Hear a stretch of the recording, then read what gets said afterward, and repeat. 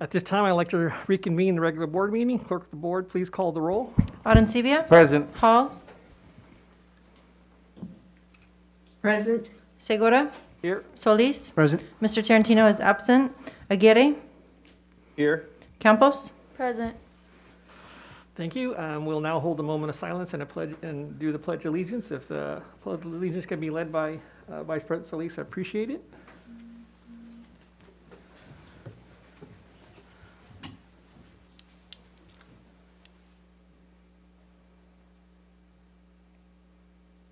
Your right hand over your heart.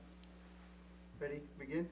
I pledge allegiance to the flag of the United States of America and to the republic for which it stands, one nation, under God, indivisible, with liberty and justice for all.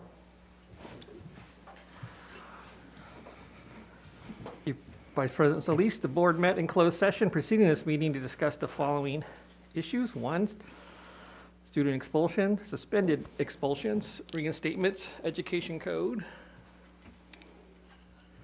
48916 to 48918, students identified by ID number. 2, public employee dismissal, discipline, dismissal, release, reclassification, reassignment, resignation, transfer, Government Code Section 54957. 3, Conference Legal Counsel, anticipated litigation. Paragraph 2, Subdivision D of Government Code Section 54956.9. 4, Conference of Labor Negotiator, Government Code Section 54957.6. And 5, Public Employee Performance Evaluation, Government Code Section 54957. The board took the following action. Moved by Hall, second by Arencibia, to accept the administrative hearing panel's recommendation to approve the expulsion of one student with a vote Arencibia yes, Hall yes, Segura yes, Solis yes, Tarantino absent. Moved by Arencibia, seconded by Solis, to deny the request for leave of absence for one certificated employee with a vote of Arencibia yes, Hall yes, Segura yes, Solis yes, Tarantino absent. Moved by Segura, seconded by Arencibia, to approve the request for leave of absence for one certificated employee with the vote of Arencibia yes, Hall yes, Segura yes, Solis yes, Tarantino absent. At this time, we'll entertain a motion to approve the agenda for the November 8th, 2021 regular board meeting with the change that the board first consider board agenda item Q2 after this vote and board agenda item F4 after the consent agenda. Do I have a motion? So moved. I'll Second. second. Moved and seconded. Vote, please. Campos? Yes. Arencibia? Yes. Hall? Yes. Segura? Yes. Solis? Yes. Motion passes 4 yes, 1 absent. Okay, are we going to do that right now then? That's right after this. We're going to do item Q2. Yes.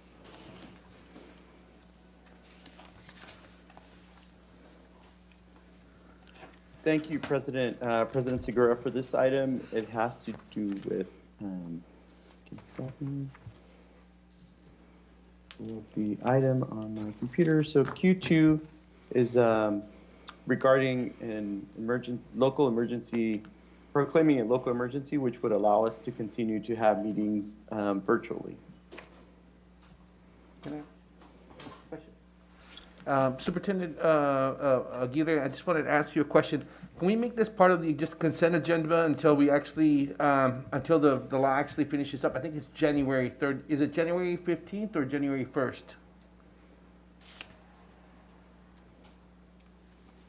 Trustee Arencibia, can you repeat Yeah, no, the I just wanted to question? see It was if a we little can make this muffled. part of the consent agenda, because the law itself finishes on January 1st or January 15th. Do we know? What's the actual, but this is for 361, correct? So this item is for us to be able to meet virtually. The deadline on that. I understand, but this is also, extends- this is for the provision offered by State Assembly Bill 361, correct? And that Correct. allows us to do that, right? And my question is, when does the bill actually finish up? I mean, it has a statute. Is it January 1st that it finishes? No, it's actually it is. I believe it is, but it's 2024. 2024. All right, my apologies. Then Yes. Yes. To avoid using time on this, can we just put this as part of the consent agenda, so we don't have to vote on it? It's just part of it? Well, it's already been pulled. Let me go to, so we let have me to- go to legal counsel on Yeah. that. So as with any lawyer, the answer is it depends. In this case, this one could have got on consent because last month's doesn't expire till tomorrow.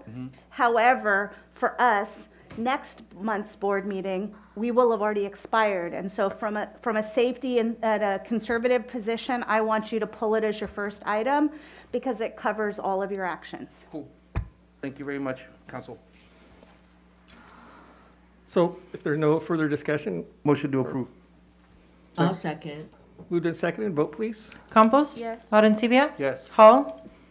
Yes, Segura. Yes, Solis. Yes. Motion passes 4 yes, 1 absent. thank you. F4.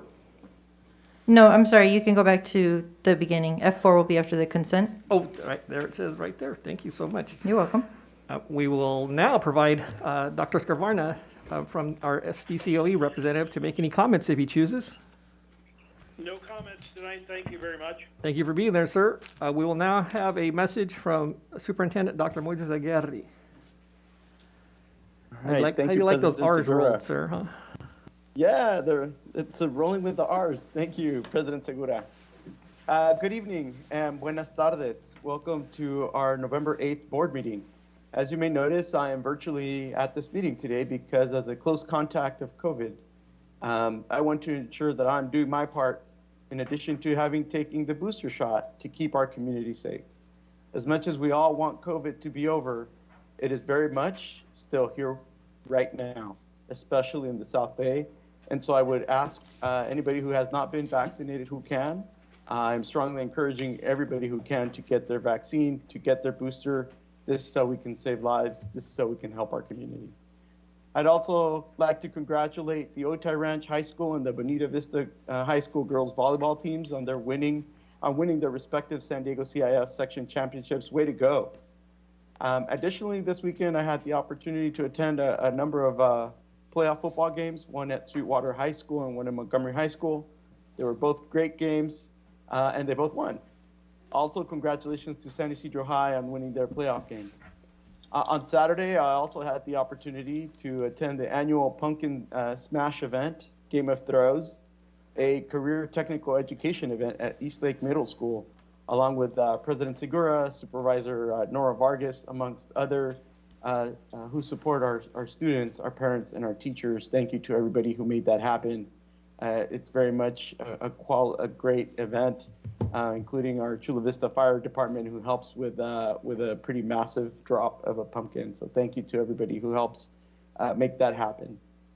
We have many quality programs in athletics and college and career technical education and visual and performing arts, and this is just these are just a number of examples of how Sweetwater Union High School District is just outstanding in the offerings we provide to our students. I'd also like to point out that November is Runaway and Homeless Youth Prevention Month. This is a critical issue in our community, and this highlights the need for us to come together to support our students most in need. I would also be remiss if I didn't congratulate all of our school psychologists during School Psychology Awareness Week. Lastly, a friendly reminder that this Thursday is Veterans Day. So here is a note of gratitude to all of our nation's veterans. Thank you for your service. And with that, I hope you all enjoyed the extra hour of sleep yesterday, and thank you, fall back to standard time. And that is my update, and muchas gracias. Thank you, Superintendent. We'll now have a report from the alternate student board representative, Ms. Natalia Campos. Thank you. Good afternoon, everyone. I would first like to start off by congratulating all the students for making it past the second period mark for progress report number 2. It has been a hard transition from distance learning to in-person, as we should all congratulate our students and give them a pat on the back. Additionally, we'd like to thank all the administrators, staff, and teachers for playing a crucial role in making a successful transition. We must continue to push and strive through, as we have one more progress report before semester 1 is completed.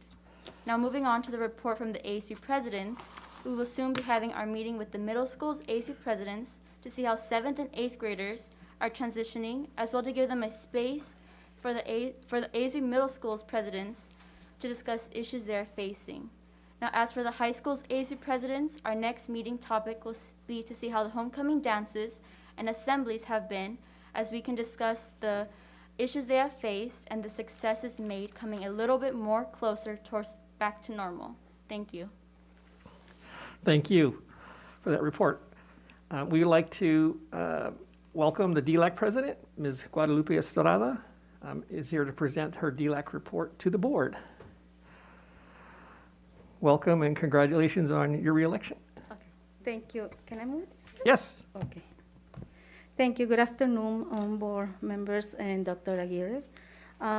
Yes, I think so. You have my report now. So more than I can read it, if you have questions, I'm here to answer. And I want to this time do it different. So if you have questions, I here. And after, I'm going to share some information for you. Thank you. Yes. Did anybody have any questions for the Dlac On my president? report. I don't have any questions, but I would just like to say in reading it over, I like the in your virtual meeting on October 21st, you took the survey regarding the topics for this next coming school year, and it was determined that the LGBTQ students, CTE, and academic interventions and college option pathways were critical topics for the parents. So. Yes. Can you just talk about that? And Yes, both committees, Dlac and also DPAC, we take this survey. And yes, we decide that for Dlac, these topics are the extra topics, not the legal topics. okay, So yes, as the parents, we are so interested in this subject, so we can support our students. And yes, this is the result of the survey. Yes, and I'm going to now I'm going to how you say I'm going to change my language. Voy a cambiar ahora al español. I'm going to share to Spanish because I want to show us our parents that they don't have to speak English if they want to run for president and if they want to come and give a report, because I know coming here and say it in English is sometimes scary, and this time that's why I wanted to say it different. Perfect. So this time I'm not going to read it because you already have it. You have all the information. You have our input from both committees. So this time I'm going to change to Spanish. Perfecto. Buenas tardes. Esta vez, como lo repetí, quiero hacerlo en español porque quiero que todos nuestros padres se sientan apoyados y no intimidados de que al venir aquí ante ustedes se tiene que hablar en inglés, lo pueden hacer en español, y de la única forma que sé que se van a animar es no nada más que uno les diga, sino con la acción. Entonces, con mi acción ahorita, hablando en español, ellos se van a animar y pueden correr para presidente, cualquier otra posición para la mesa directiva de Dlac. Y que no sea una traba, una barrera para que ellos puedan correr y venir aquí y estar aquí. O si ellos quieren hablar, pueden hacerlo. Entonces, solo les quiero compartir que nuestros padres son unos fabulosos padres. Han estado en la lucha en este tiempo de estar en la forma virtual. Ha sido muy dura para nosotros los padres aprendices de inglés. Tenemos excelentes traductores. Desgraciadamente, la tecnología que nosotros los padres utilizamos en nuestros domicilios o que a veces utilizamos manejando o algunas personas fuera de su hogar, el internet, eso ha sido una barrera, una traba para nosotros. Repito, los traductores hacen un excelente trabajo, pero debido a esto han estado teniendo muchísimos problemas y barreras a la hora de escuchar las presentaciones que son en inglés. El distrito nos provee la traducción, pero estamos trabajando, estamos mirando de qué forma apoyarlos más. El distrito nos apoya bastante. State and Federal Program nos apoya muchísimo. Muchísimas gracias, doctora Ana María Álvarez. Nos apoyan. Sé que al principio, hace 3 años, yo llegué diciendo, ok, no nada más quiero ver en un papelito que sí se hace el trabajo, no, yo quiero ver con acciones que sí se hace. Entonces, estamos trabajando, estamos agarrando ideas.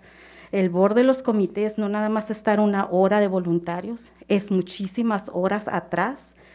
Y estamos teniendo ahorita ya híbrido, pero las juntas de planeación de la mesa directiva las estamos empezando híbrido. El siguiente semestre, el segundo semestre, los vamos a tener híbrido para todos los padres, ya todas las juntas que vamos a tener. Pero primero no podemos darles eso si nosotros primero no hemos practicado y las batallas que tengamos, irnos preparando para apoyar a nuestros padres. Y lo que hemos estado determinando durante nuestras juntas es que le vamos a dar prioridad por el COVID, por seguridad, a los padres que tienen muchos más problemas a nivel de tecnología, de sabiduría. Hay papás que es la primera vez que están en estos comités que quedaron elegidos y no saben, es Zoom, no saben utilizarlo. El distrito nos apoyó con talleres. Desgraciadamente, uno de nuestros padres, personalmente yo quise ayudarla, pero cuando ya por fin logró ella conectarse, ya se había acabado el taller. Entonces, estamos trabajando, viendo todas esas barreras y darles preferencia a estos padres que a la hora de las presentaciones que no pueden escuchar bien la traducción, que su internet los saca, que su internet se va, ellos van a ser los primeros en estar en las juntas híbrido. Otra idea que surgió en estas juntas es de que en nuestras escuelas tenemos computadoras nuevas. Muchas escuelas tenemos centros de padres, muchas escuelas tenemos Community Relation Facilitators y vamos a utilizarlos a ellos, que nos ayuden. Granger ya lo estamos haciendo. Estamos en la biblioteca, papás que no sabían cómo utilizar Zoom, se nos dio ahí un entrenamiento. A mí me iban a dar uno más para poder compartir documentos durante nuestras juntas, pero preferí mejor que se los dieran el apoyo a estas madres de familia, que ellas quieren estar en las juntas de Dlac, aunque no sean miembros, pero el hecho del Zoom, que no lo conocen, es lo que les pone las trabas. Y empezamos ahí en Granger a estar haciendo eso, y se nos ofreció el apoyo. Miss Griselda nos dijo, aquí está el centro de padres, vénganse. Les agradezco muchísimo, pero a veces nosotros los padres preferimos ir a nuestra escuela, en primera, porque está más cerca hasta nuestro hogar. En segunda, pues estamos como una relación más cercana con nuestros trabajadores de la escuela, personal de la escuela. Y otra, para serles franco, es la gasolina. Estamos en unos tiempos que hay que ahorrar todavía mucho más. Y mamás, esto es lo que me han dicho. El hecho de ir hasta allá con la gasolina, prefiero mejor estar aquí en mi escuela. Entonces, eso es lo que estamos trabajando. En esa forma nos están apoyando. Y solo quería comentarles eso, que estamos aquí y que sí, estamos viendo en las duras los papás de aprendices de inglés. Pero estamos aquí, ¿verdad?, aprendiendo y nos están dando apoyo, pero como les digo, es internet, esta tecnología que está fuera de las manos de todos. O sea, no es algo que alguien lo diga, lo quiera controlar o lo hacen al drede. Zoom a veces nos saca, nos va, o sea, es muy diferente esta forma virtual, pero estamos saliendo adelante. Se nos está dando el apoyo, porque sé que el objetivo principal de tener estas juntas de Dlac y de DPAC es darles a ustedes nuestras sugerencias, qué necesitan nuestros hijos, por qué están pasando nuestros hijos, qué situaciones tenemos las familias. Esa es la idea principal y el objetivo de estos comités. Y otra, que ustedes nos apoyen a nosotros, nos eduquen con más conocimientos de cómo poder apoyar a nuestros hijos. Eso es más que nada. A veces nuestras juntas no son tan estrictas y así, porque los padres estaban cansados de eso. Y más ahorita en este tiempo virtual. Hemos cometido errores. No soy perfecta, soy una mamá voluntaria, pero estamos ahí para apoyarnos. Y si cometo algún error o cometemos un error, miramos, vamos a hacerlo bien ya aprendí que eso estuvo mal y vamos a seguir adelante. Hace 3 años cuando yo vine, les comenté que a mí me gusta mucho incluir a más padres, más acercarnos a más padres. Hace 3 años les presenté, en aquel entonces era el vicepresidente de DPAC. En este momento yo les voy a presentar a la presidenta de DPAC, que hace muchísimo trabajo, muchísimo apoyo también a nuestros padres, y solo quiero presentarla a ella porque juntos estamos trabajando. Juntos trabajamos con los 2 comités apoyando a nuestros padres, y como ustedes saben, tenemos juntas que son combinadas, y por eso también yo al venir a dar un reporte que también se incluye las sugerencias de los padres de DPAC, por eso me vi que era mi obligación presentarles a la presidenta de DPAC, a nuestra presidenta de DPAC, también el trabajo que ellos hacen cuando tenemos nuestras juntas combinadas.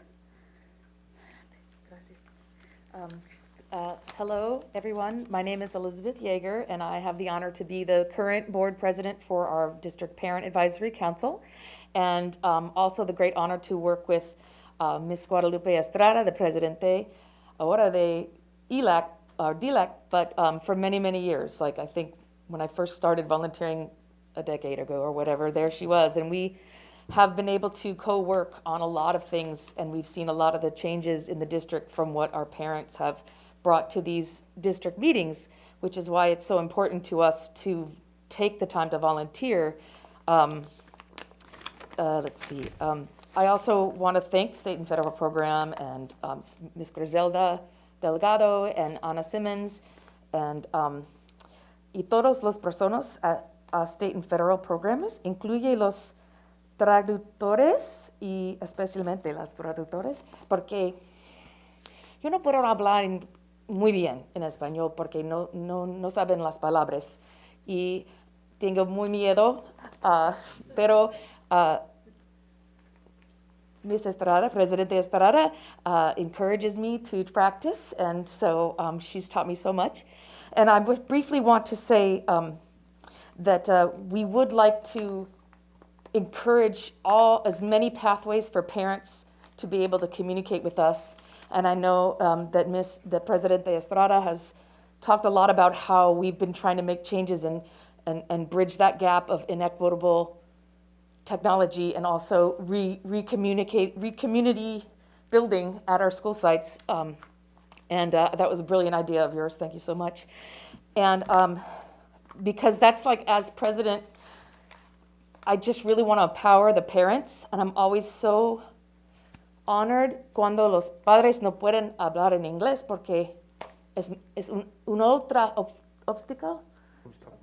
obstáculo a comunicar y speak up for their children, and so it just got really bad with the technology and Zoom, and everybody worked so hard, and the ¿cómo se dice? Traductores, especialmente porque hay un otra más obstáculo, porque padres necesitan llamar con el teléfono y escuchan en teléfono, pero mira en la computadora, and if they don't have 2 of those things, then, and it's just been really impressive that the parent volunteers have stayed with us, and I'm thankful for state and federal and the school sites to put that same amount of effort into getting those parents support and being able to use restorative practices and teamwork to really make that happen. We would like to, several parents have asked if we at DPAC would also be able to present at the board meeting, so I'm here representing the parents to ask you if that is possible for us to do as well, because a lot of the ideas and problems that we have as parents are the same, but a lot of them are also different. And so by disaggregating the voice of the parents from the 2 different committees, I feel like that will give them a stronger voice, because it's more, no sé, I don't either. It's just that the more you conglomerate everyone's voice, then the less it's heard. So that's why I would like to do that. And I want to thank you very much. And gracias. Thank you. Do we have any questions or comments? Vice President Solis? Thank you. Señora Estrada, gracias por venir y hablar en español. Yo sí entiendo, fue mi primer idioma. And thank you for speaking Spanish, and that same feeling that our Spanish-speaking parents have about being nervous, that's Yes. exactly it. And I really appreciate everything that you guys do, and we'll see what we can do to help out. But thank you. Thank you so much. Gracias. Muchísimas gracias. Oh, Couple more, yes. Let me just say thank you. I really appreciate, before I go to Dr. Aguerry and then the trustee hall, President, I really admire you for saying that in Spanish. That's a big deal. And to, yes. if that's going to bring out more volunteers and more participation, it's very difficult for people to speak in public, and let alone in their second language. So I totally get that. And I think that's a great idea. And with Yes. that, we'll go to Superintendent Aguerry. Oh, the little hand. I see it. All right, thank you, President Segura. So I just wanted to say a couple of brief words. I was really heartened by Ms. Estrada, so I'll make those comments in Spanish, but I also want to say thank you to Ms. Yeager for being a voice of constructive collaboration to bring people together. I think that's what our school district is all about, and thank you for that approach. I think it very much demonstrates the spirit of who we are. Señora Estrada, le quería dar una nota de agradecimiento muy sincera por el hecho de dar comentarios en español, porque muchos de nuestros padres, pues viviendo en una región fronteriza, a veces es un reto, ¿no? Es un reto a superar, y el hecho de que usted les da esa bienvenida, ese sentimiento de que son bienvenidos, pues es muy importante, porque a fin de cuentas lo que hacemos es educar a nuestra próxima generación, y todo el trabajo que se hace a través del distrito escolar se hace en colaboración y en asociación con nuestros padres. Así es de que, pues, un agradecimiento muy, muy sincero, y pues, como han dicho los otros miembros de la mesa, estamos aquí para esa colaboración, para apoyarles en la educación de sus hijos, de sus hijas. Entonces, muchas gracias. De alguien que comparte una experiencia muy similar, pues me da mucho aliento de que todos nuestros padres se sientan bienvenidos. Muchas Así. gracias, señora Estrada, and thank you, Ms. Yeager. De nada. Trustee Hall. Oh.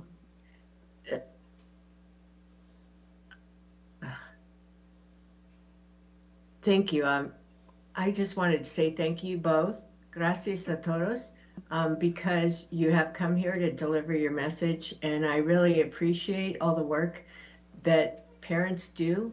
Parents are the educational expert partners that we need always in our schools for students to succeed. And you've demonstrated that. I knew Guadalupe. She was on the, back then it was the District Advisory Council, the Dlac, and she was representing, I think, Granger Junior High at the time. Yes. When I was on there. So I've known her for a few years, and she really has been so persistent in helping and representing and being inclusive of all the parents.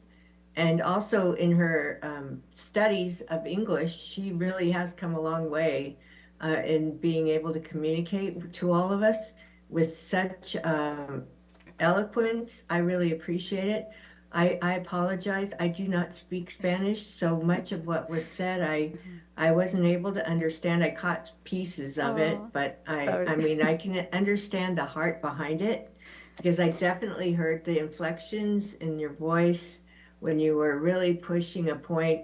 I know that right now there's still a need for parents to be involved, and to be involved on the DPAC and the Dlac. I think it's really important that we, as board members, we do understand that, and we need to call out our support of those committees and the school site councils and the school site English learner committees and the Title I committee members. We really appreciate each and every parent that helps with that, because those governance roles are important. They do advise, and they do inform us, and we do listen to the input from parents when we're doing our LCAP. You know that it's very important, and when we're talking about how our English learners are really being served, it's so important. So I want to thank you both, Ms. Yeager and Ms. Estrada. And I would ask that we just do that, make sure that parents hear that message, that we welcome them, we want them here. And I used to come as DPAC president. I mean, I was DAC president back then. I would Yes. come to the board and report. Okay, you know, I didn't do it every meeting. It was like once or, you know, a quarter of the time. But I used to do that, and it was on my own. It wasn't because anybody asked us. You don't need a formal invitation to provide a report to the board, but I know that our superintendent will be sure to include that on our coming agendas. And so thank you both for being here, and that's all I have. Thank you so much. And sorry for speaking also in Spanish. You don't understand it 100%, but yes, we need our parents. Don't be afraid. Come and speak. And I invite parents coming to the board meetings, but they say, oh, no, it's in English. But we have translated. Oh, no. But yes, I'm going to share in our next meeting, and I'm going to share all this, what's happening here to our parents, so they know that I not only say it, but I action. Yes, I make the action to do it. So thank you so much. Muchas gracias. Thank you Yes. both. Thank you. Okay, now we'll move to D1, which is the trustee area plan. All right. Thank you, President Segura. So this item, as you can recall, at the last board meeting, there was an introduction of this item and we showed the time that this would return for a public hearing. So this evening is the formal public hearing where we can take public input around the redistricting. We did take efforts to publicize it. We worked with Chula Vista Today, a new publication, as well as putting it prominently on our website, as well as using our social media platforms to get the word out, to again support the public's opportunity to provide their input as we go forward along this process. And so with that, I'll ask Ms. Carbuccia if she can further introduce the item. Ms. Carbuccia? That's just the fancy way of saying I get to introduce Peter Fagan, which is always a fun thing to do. So Peter and Scott are both here. So Peter from F3 and Scott from Davis Demographics to kind of talk a reminder of where we were last meeting, and then a discussion for you with the board of three options, and obviously anyone in the public. We have had on our website the interactive map such that folks could put in their address and see where they are and where they would be on each of those maps. And I want to say one more time, these maps do not in any way, shape, or form impact student boundaries for which school you will attend. With that, I'm going to turn it over to Peter. General Counsel Carbuccia, so this is just a discussion, a presentation and a discussion. There is no vote tonight, correct? This is a public hearing, and you will be voting tonight on the three map choices, yes. So we will be voting. You will, but it's a Okay. public hearing first so that folks could give any opinions they want to. That is why we've had it open. We previewed it last meeting. That's why we showed the three options then, showed folks how they could do it. We've put it out in social media. As Dr. Aguirre said, we've contacted a number of different papers and advocates who have shared that out there. And we are going to give you the option of those Okay. three maps. Thank you for clarifying that for me. Tonight. Sir, go ahead. All right. Thank you. Thank you, Jenny, and thank you, Superintendent and board members, for the opportunity to be here tonight and to do a quick review for you of the 2020 census data and how it impacts your trustee voting areas. What I'm going to do is just do a little bit of history and process for you, and then I will turn it over to Scott Terlucci from Davis Demographics, who will discuss the specifics of the three maps that have been produced and the format of those and the demographics included in each one of the trustee areas. And we'll take questions at the end. But if you do have questions as we go through, feel free. The reason we do this is that when you move to by trustee area elections, it has to be based on something, and it's based on the census. You did it in 2014, and it was based on the 2010 census. And so every 10 years, a new census comes out, and in order to comply with the law, the trustee areas have to be as close to equal in population as practical. That's what's called for in the law. And as we all know, over the course of 10 years, populations shift. There may be a new development that is put in someplace and is filled up. And so you might have trustee areas with much larger populations than one that maybe lost some population. So that's the reason that we have to do it, and it's by law. And I will echo what Ms. Carbuccia said. This is a common misconception, and so that's why we keep saying it. This has nothing to do and no impact at all on school or student attendance boundaries. A little bit about how this came about. The California Voting Rights Act was passed back in 2003, and it basically prohibits at-large elections if it in some way harms a protected class's ability to elect the members of their choice. And so back in 2014, that's when you all moved to by trustee area elections. And the reason, I can't go back to 2014 and say why, but I will tell you that under the law, there is only one safe harbor from a lawsuit pursuant to the California Voting Rights Act, and the safe harbor that was provided for in the statute was that you actually moved to by trustee area elections. There were many lawsuits all around the state under that law, pursuant to that law, where school districts and other public agencies paid lots and lots of money and then ultimately had to change anyway. So I commend you for making that choice back then. And once the district is divided into trustee areas, it means that the registered voters in each trustee area are the ones that elect the individual board members rather than the at-large, which is what most districts had for many years.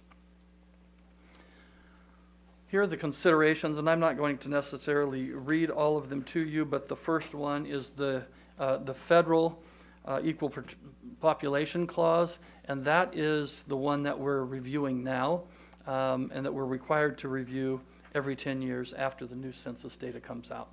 The other requirements listed under the state requirements are all things that were taken into consideration by the demographer when he put the maps together, as well as the minority voting rights and the equal protection of all groups. So those are, I can tell you that all three of the maps that you're going to see comply with the law, and so any of them would meet the legal muster if you chose to adopt any of those. This is the map as it stands now, and you can see when the elections are sequenced. So areas 2 and 4 are were last year in 2022, and that was based on the last census. Then the census data comes out, and we have to have the new maps and the population balanced before the election for 2022. I think I've already touched on this, but I should let you know that the adjustment of the trustees' boundaries has to be completed by March 1st. So the last date that you can act is February 28th, the last day of February. But by law, it has to be done by March 1st. And when you look at the maps, you'll see that it's not just a dramatic redraw of everything. It is basically using the map that was adopted and then moving the boundaries slightly in a couple of areas to bring them back into population balance. This is the permissible range, I should say. It has to be as equal as possible. But there is a variance that is allowed, and that is you can go up to 10% and still be complicit with the law. But what you will see is that your population is no longer in balance, and the variance is over 27%. So that's what's requiring the move to review the other maps and then adopt a new map. And as I said, it's not a fresh redraw.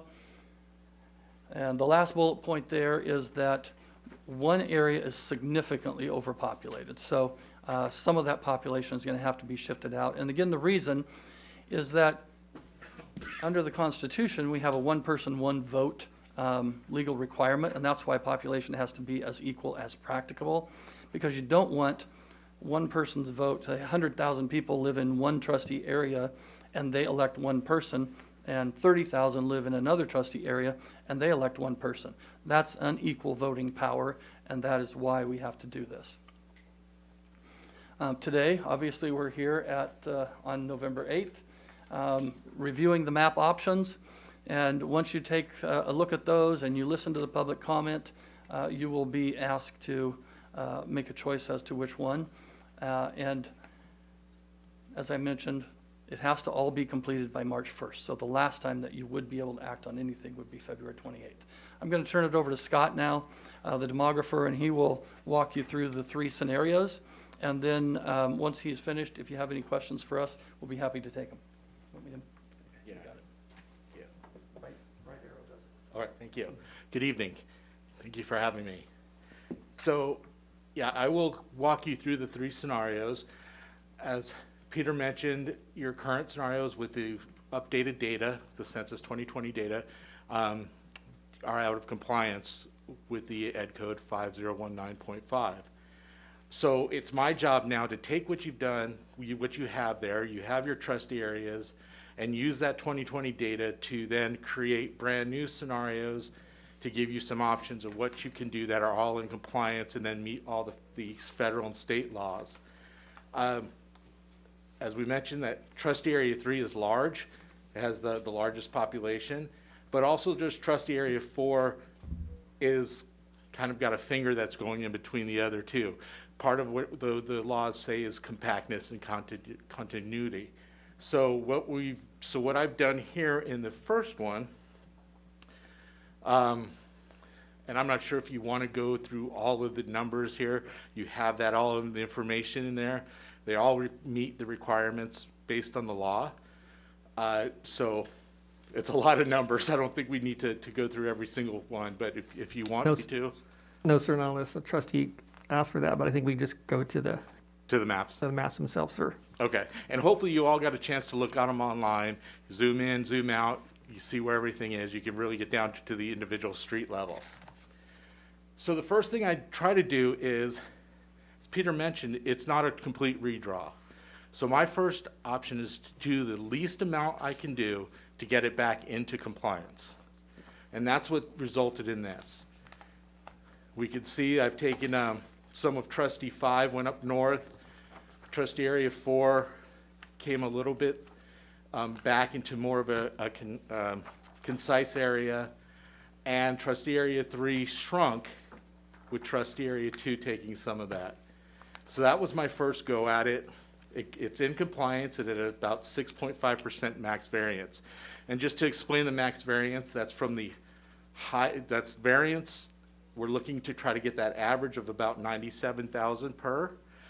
And it's the highest above the 97,000 to the lowest below. So that 6.5 is the 3.3 negative and 3.2 positive. That's the variance that we're looking at. So of course, wanting to give you some options, this again was my first go making the least amount of changes.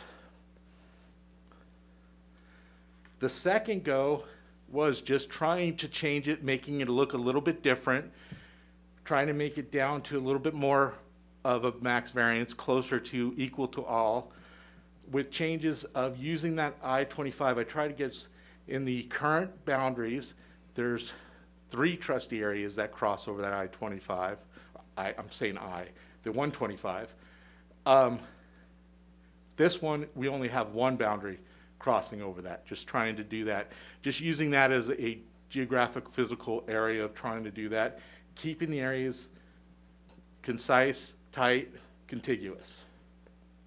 And then finally, a third one where we've got looking, and we've got now 2 areas with that 125, but we've got the trustee 4 still a little bit going into the trustee area 3, and trustee area 3 does have to come a little bit west, but not nearly as much as it did previously from this standpoint. The other trustees are not much changes in them. So really with those are the three scenarios we've come up with. And if there's any questions about a specific map or anything else, I'm here for that. Thank you. Do you want to go to the public comment? Yes, if you And then could we'll open go the public questions. hearing at this time. Oh, yes, thank you. I would like to now open the public hearing. Are there any speakers? Yes, I have two speakers to this item. Kathleen Cheers. Good evening. In reviewing the information attached to this agenda item, I was disappointed to see Trustee Tarantino's recommendation for more detail on each map was not provided. I received several calls this weekend asking for help, many not realizing those little white boxes were representing school sites. School names, for example, would have provided a thorough understanding. It was stated earlier, community members could plug in their address to see how it would affect them. Where is that opportunity? On what attachment? Additionally, a clear indication of the trustee's name alongside his or her area, or perhaps a colored key at the bottom, would have been helpful. Many years ago, a valued Sweetwater teacher mentored me with the mantra, "It's all in the details. Details are important." In the future, perhaps seeing it from the parents/taxpayers' perspective will assist in providing information which is clear and concise to all.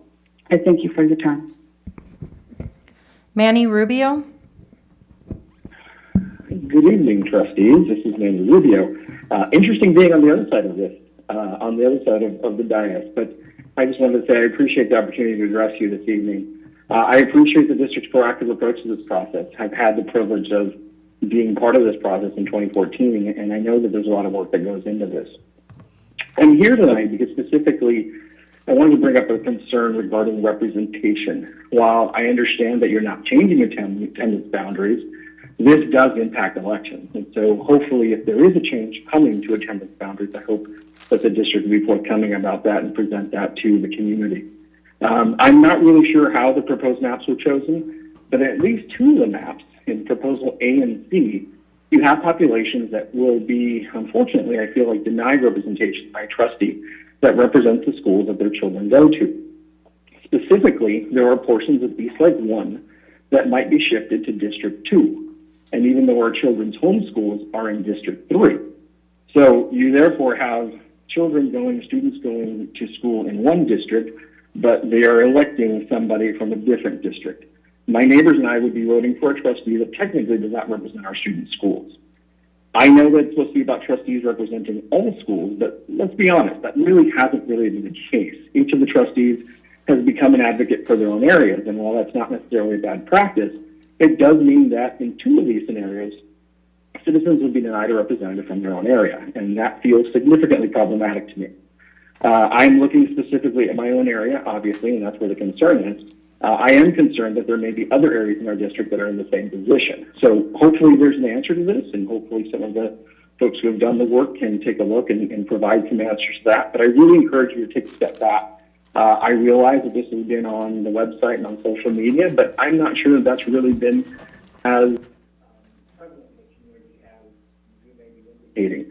I ran those accounts for many years, and I can tell you that that doesn't often get to all the parts of the community that we want it to get to. So I really hope that this process will take a step back. It feels a little bit rushed. It feels improperly vetted. And I hope that you would consider taking a look at these before you vote on something that could potentially deny portions of the community with proper elected representation. Thank you very much, and have a good evening. No further speakers. Thank you. Trustees, I'll open it up to Dr. Arencibia. Yeah, I mean, I looked over these, and I just see scenario B as a non-starter because it breaks up Bonita Vista literally into two areas. You would have Bonita Vista Junior High School and Bonita Vista High School split up into two different areas, which you can't have happen. I mean, it's just, those are junior high and high schools, so that can't happen. Scenario A would work, but the problem is actually scenario C actually has the lowest variance. So I would encourage, the board actually to take scenario C because it has the lowest variance and maintains some of the neighborhood integrity that we have had since we started with the areas of representation. Thank you, Dr. Arencibia. Any other trustees have Questions, Vice President Solis? Thank you, President Segura. Yes, with regards to the maps, I appreciate the work, but I think if we could have had the names, I think just to make sure that all those that were looking at these maps were able to tell where the schools were. I know for me, it's not much of a change, but I know when it comes to representation, I know some of my Chula Vista kids are represented by trustee area 2 currently. So, I mean, it's just because of the population. It's not because we want to try to give somebody an opportunity to get elected or whatever. That's not even the case. That's not why this is being done.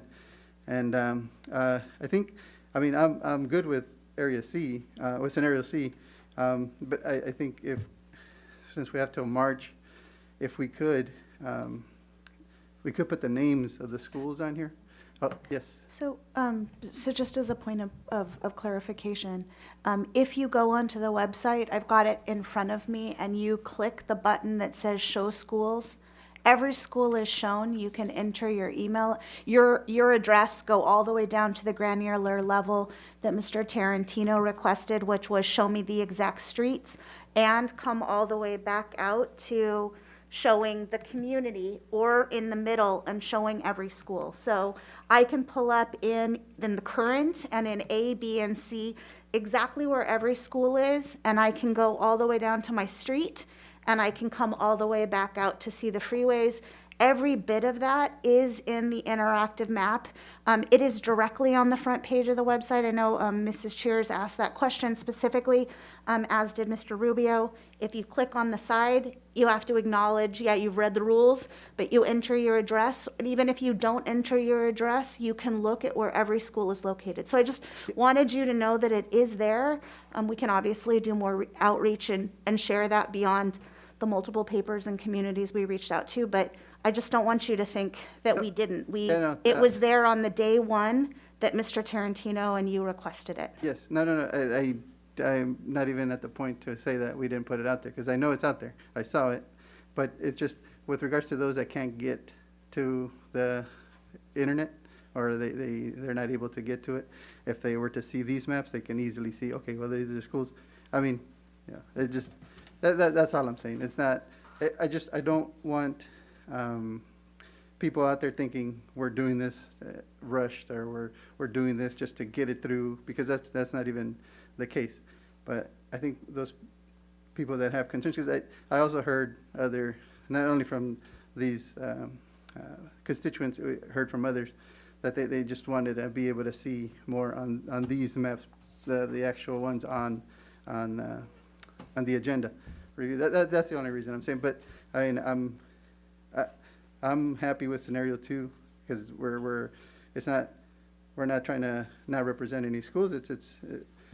Even now it's still blurry, because it has to be the population, and that's just the law. So we're not trying to circumvent that at all. So, but either case, scenario C to me does look better than the other two. So that's just my 2 cents. Thank you. Thank you. I just have a question. Is there any, so I know we're adjusting these so that the voting population is equal as possible with the 10% buffer there. I'm just kind of curious, is there any consideration given to the areas that, like my area, Mr. Tarantino's area, that's really the only areas that can expand? Is, because they're going to grow with housing and possibly the population growth. Is that considered in this, or is that just 10 years down the road we do that? I'll address it, and if you want to clean up after me, you can. Well, you have to base it on the census data that we have. You can project out, and so you have the 10% variance. If you know that some areas are going to grow, I know that sometimes those are taken into consideration, and you put maybe make that population a little bit smaller initially, because you know it's going to grow over the next 10 years. But as we've all seen with let's just take 2008, for example, lots of big plans for lots of big developments, and then something happens and it doesn't, and the developments don't pan out. And so the bottom line is you have to take the census data that you have, but you are allowed that 10% max variance. And so there's a little bit of wiggle room, but not a lot for planning for future growth, because the way the courts have looked at this is that you deal with that 10 years from now. Okay, that's what I was thinking. And then is scenario C, just so I make sure I understand and the community understands, that area is, those areas would, there's the current schools that our members represent, those schools are in these areas that are shown on Area C today.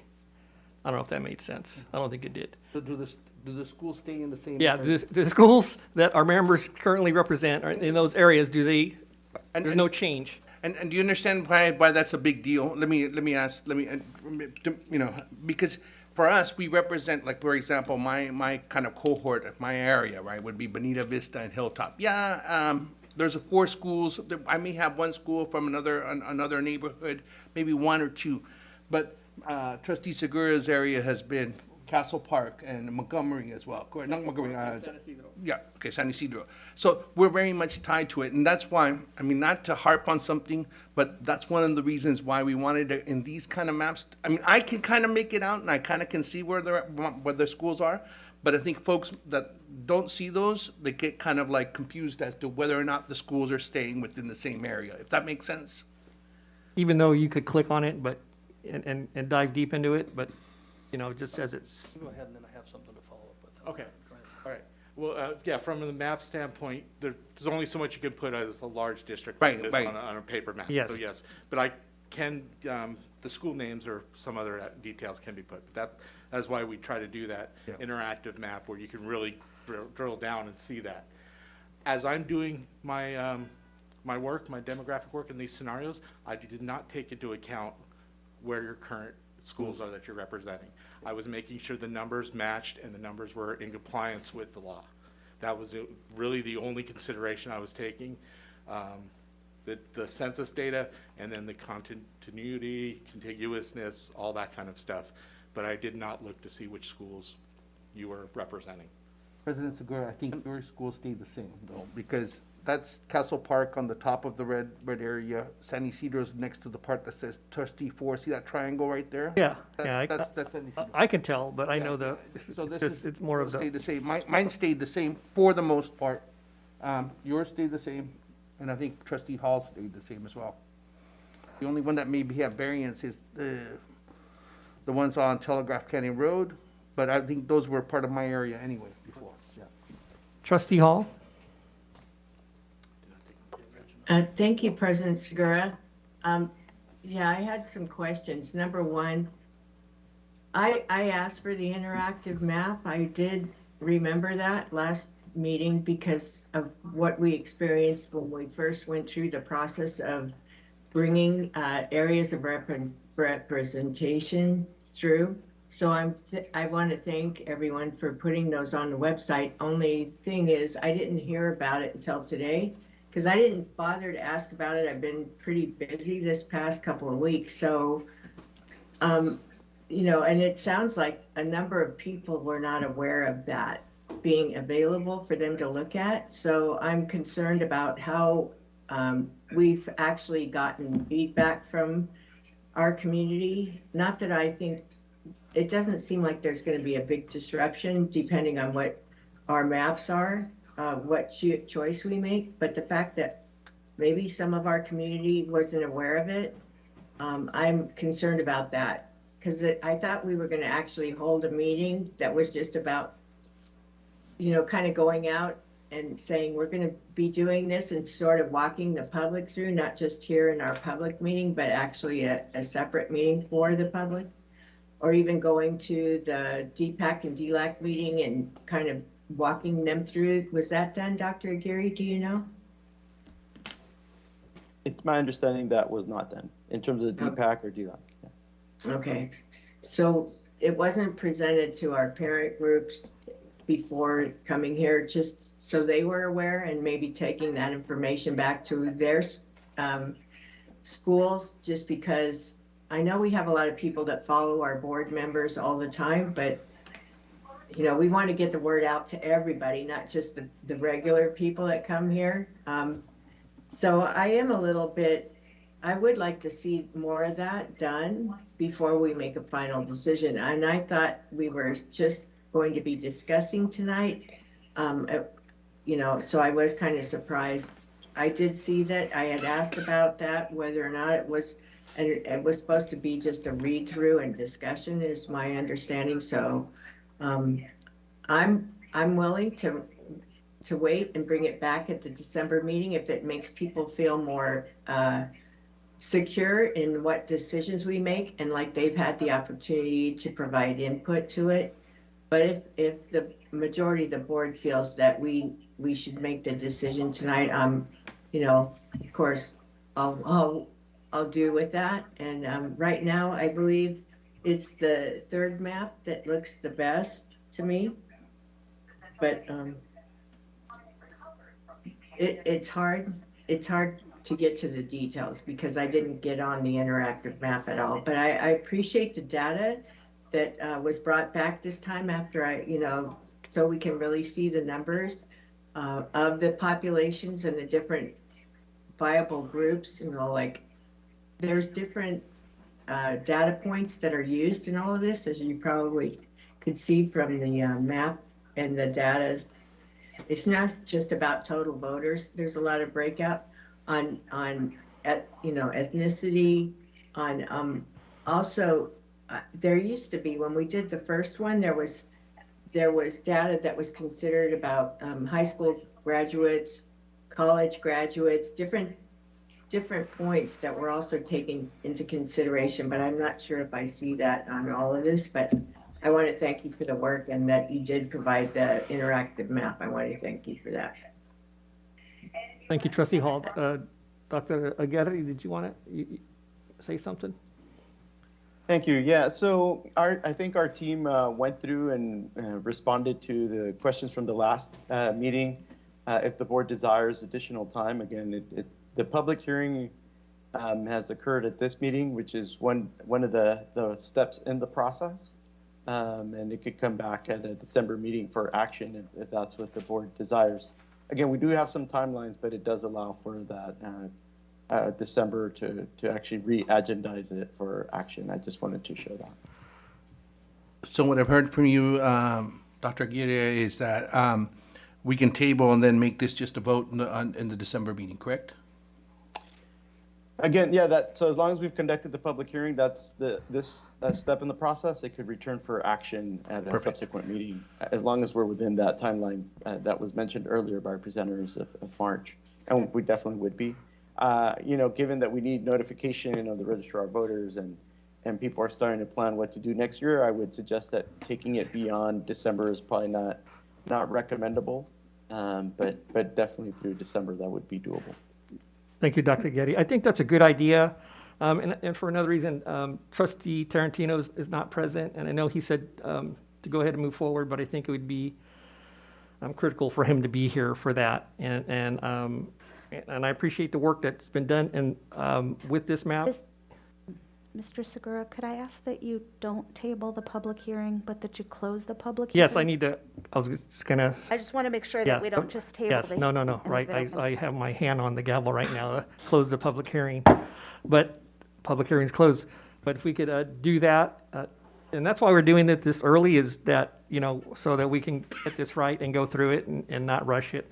Like the gentleman who did a good job presenting and providing the maps, interactive maps, you know, we have time. So now that the public hearing is closed, we have entertain a motion to table. To table this till the next meeting. Till December meeting. December meeting. Yes. I'll second. Move the second, vote please. Campos? Yes. Arencibia? Yes. Hall? Yes. Segura? Yes. Solis? Yes. Motion passes 4 yes, 1 absent. Thank you, gentlemen. Thank you.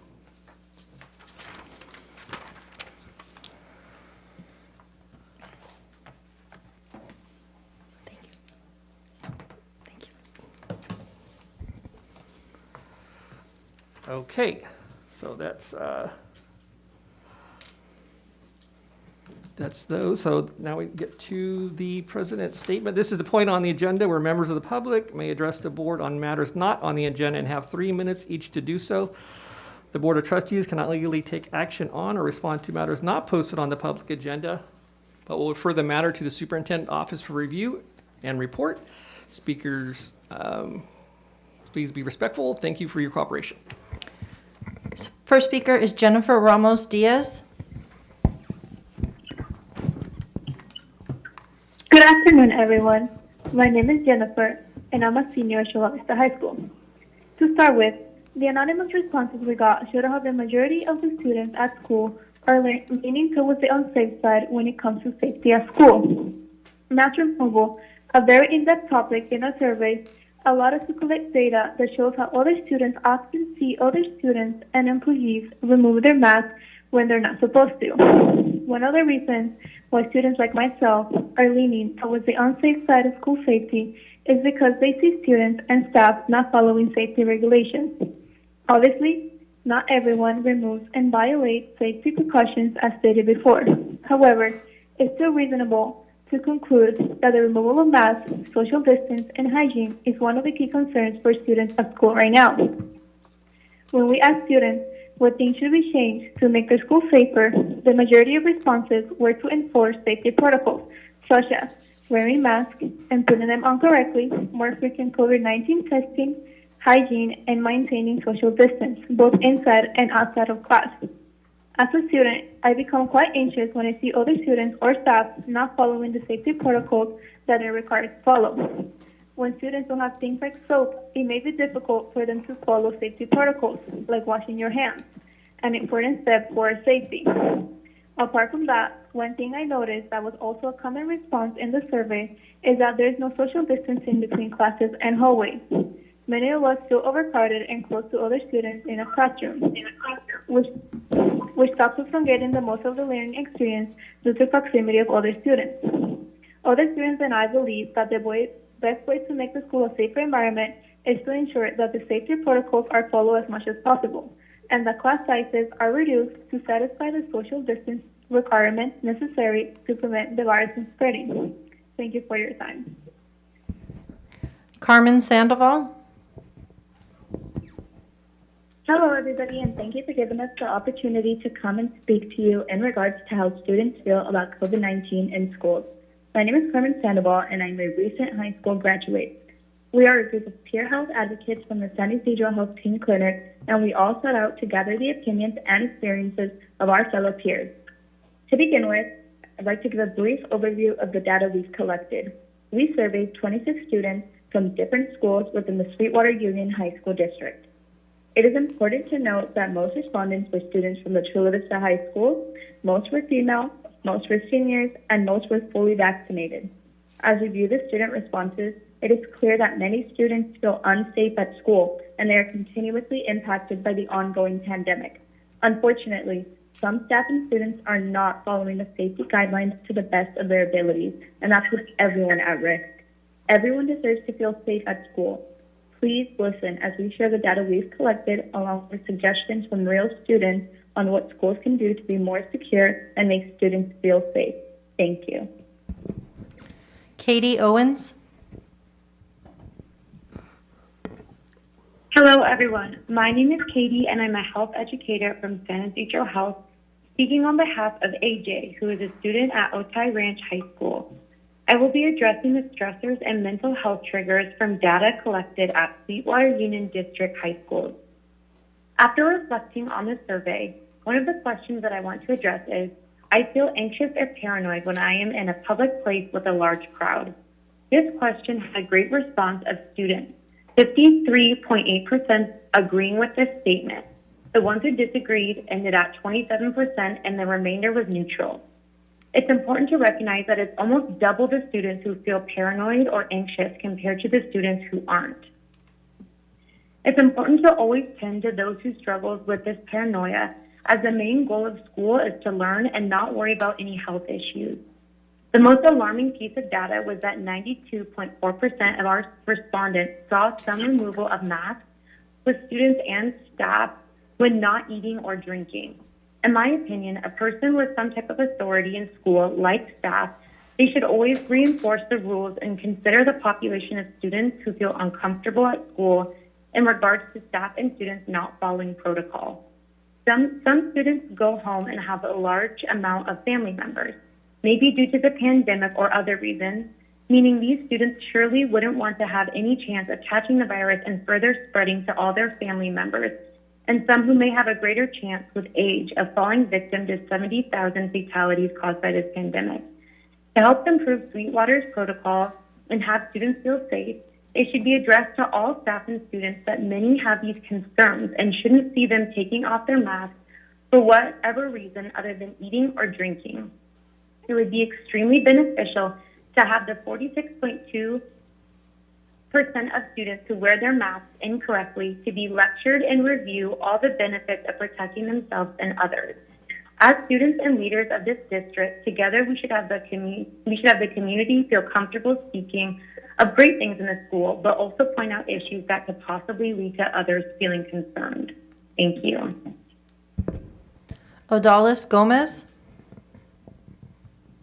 Hello, everyone. My name is Odalis Gomez, and I am a senior at Chula Vista High School. I've been seeing an increasing of bullying and sexual harassment from school this school year. Classmates at Chula Vista High School have said that they have been sexually harassed by other classmates. I have heard that girls have been getting sexualized more. In general, students have been in a comfortable situation, and most of the time, students don't know how to handle this situation when it happens. Teachers have even seen this happen and not said anything. I think in health class, we should discuss about sexual harassment and explain that student isn't okay to do this. Also, we should teach students that it is okay to speak up about this situation. Let students know how to handle the situation. Also, how teachers should handle if they see this happen. It has been happening more often this school year, which brings me to dress code. Why doesn't the school dress code have equity for both genders? All we're asking is to renew school dress code, so girls are able to wear normal size shorts, tank tops, and crop tops. We're just trying to be cool when it's summer. Mainly, it isn't our clothes that makes us be sexually harassed. It's how we don't teach students that this is a bad thing that they do, and adults stay quiet. When people stay quiet, people think it's okay. We just want to be comfortable. Another problem I've been seeing is bullying. It's been happening in front of teachers. Either they don't say anything or they get the student getting bullied in trouble. That isn't fair at all. Teachers and staff should speak up and listen more. My advice is you should consider having a feedback box where students could write about things that they want to change or want staff to improve on.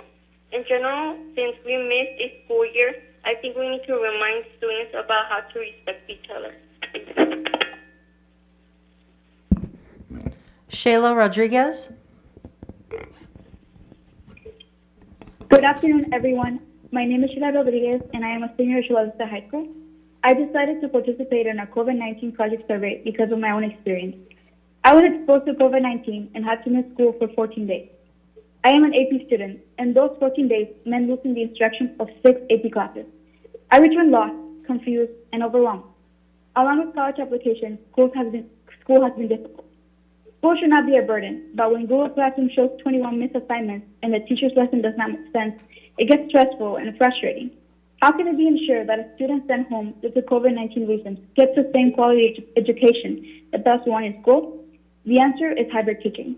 In our survey, 53.8% of the students consider hybrid teaching, online and in person, to be the most desirable for their education.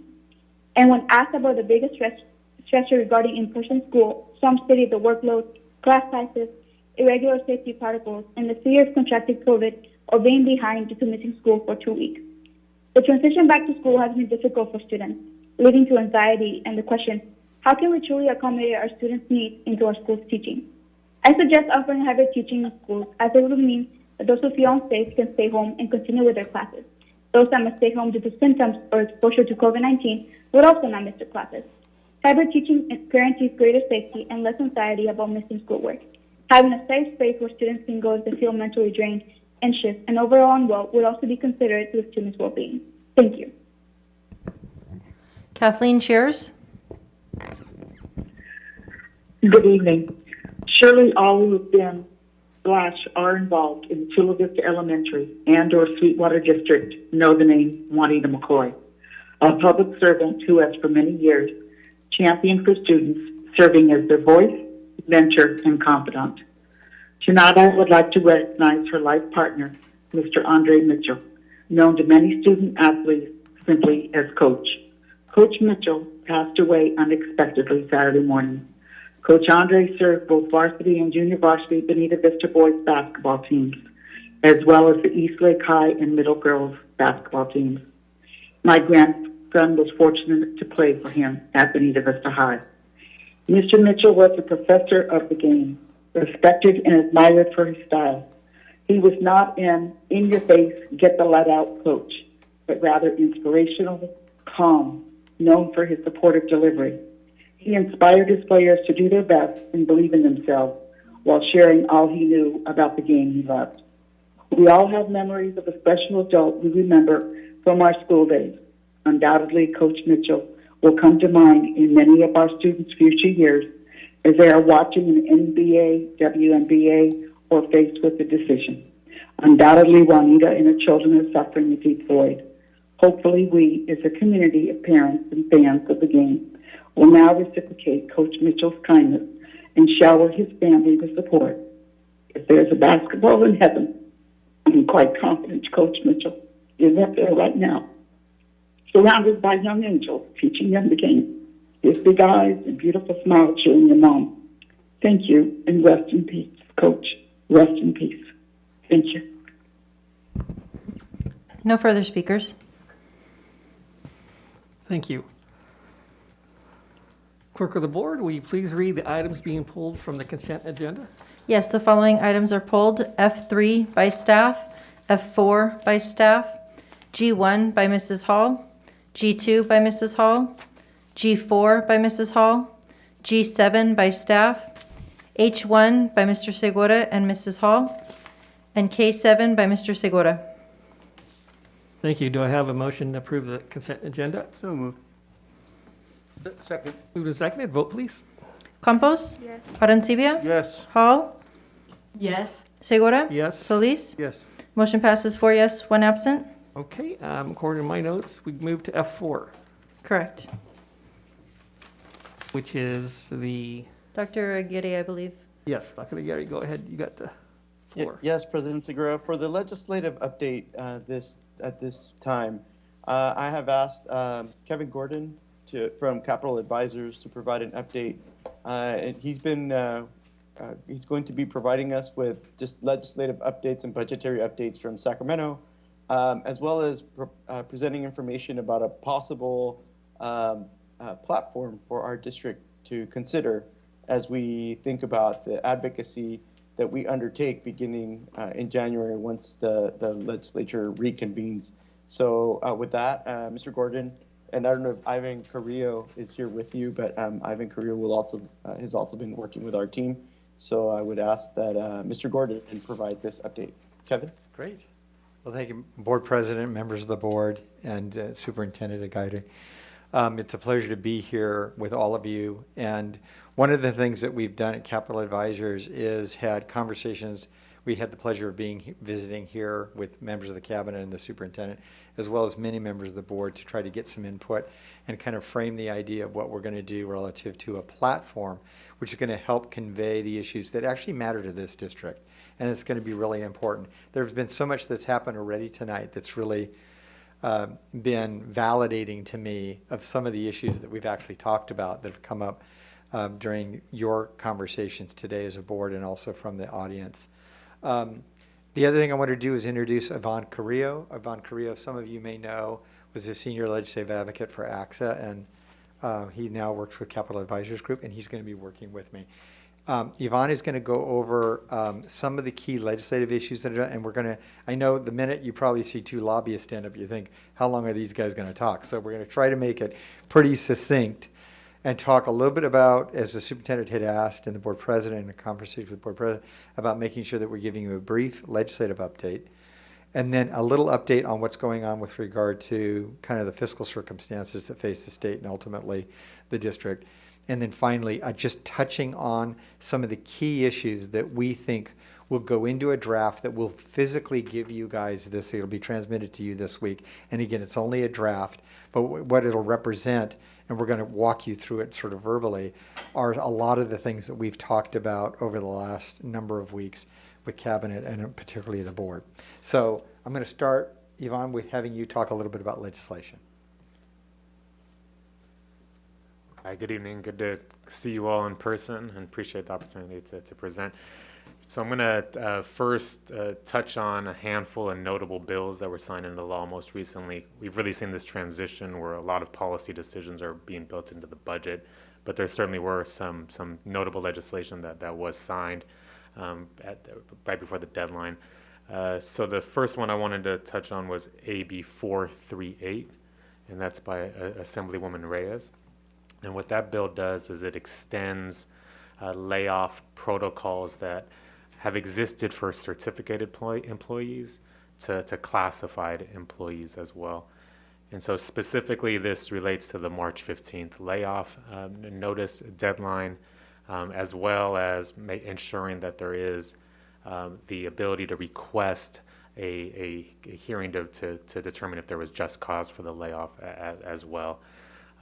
This was really one of these contentious bills in Sacramento that the statewide management associations on one side, labor on the other side. But ultimately, the proponents were putting forth that this was about parity, this was about equity between two different staff classes, and so this bill has been signed into law and will take effect on January 1st. Another bill that I wanted to point out for you all was AB 101, and this was authored by Assemblyman Medina, and this relates to ethnic studies. So this is going to make a semester-long course in ethnic studies part of the statewide graduation requirements, beginning with the graduating class of 2029-30. So, but beginning prior to that, 4 years in advance, so 2025-26, the courses in ethnic studies will have to be provided to high school students to ensure that they're able to meet the new statewide requirements by that date.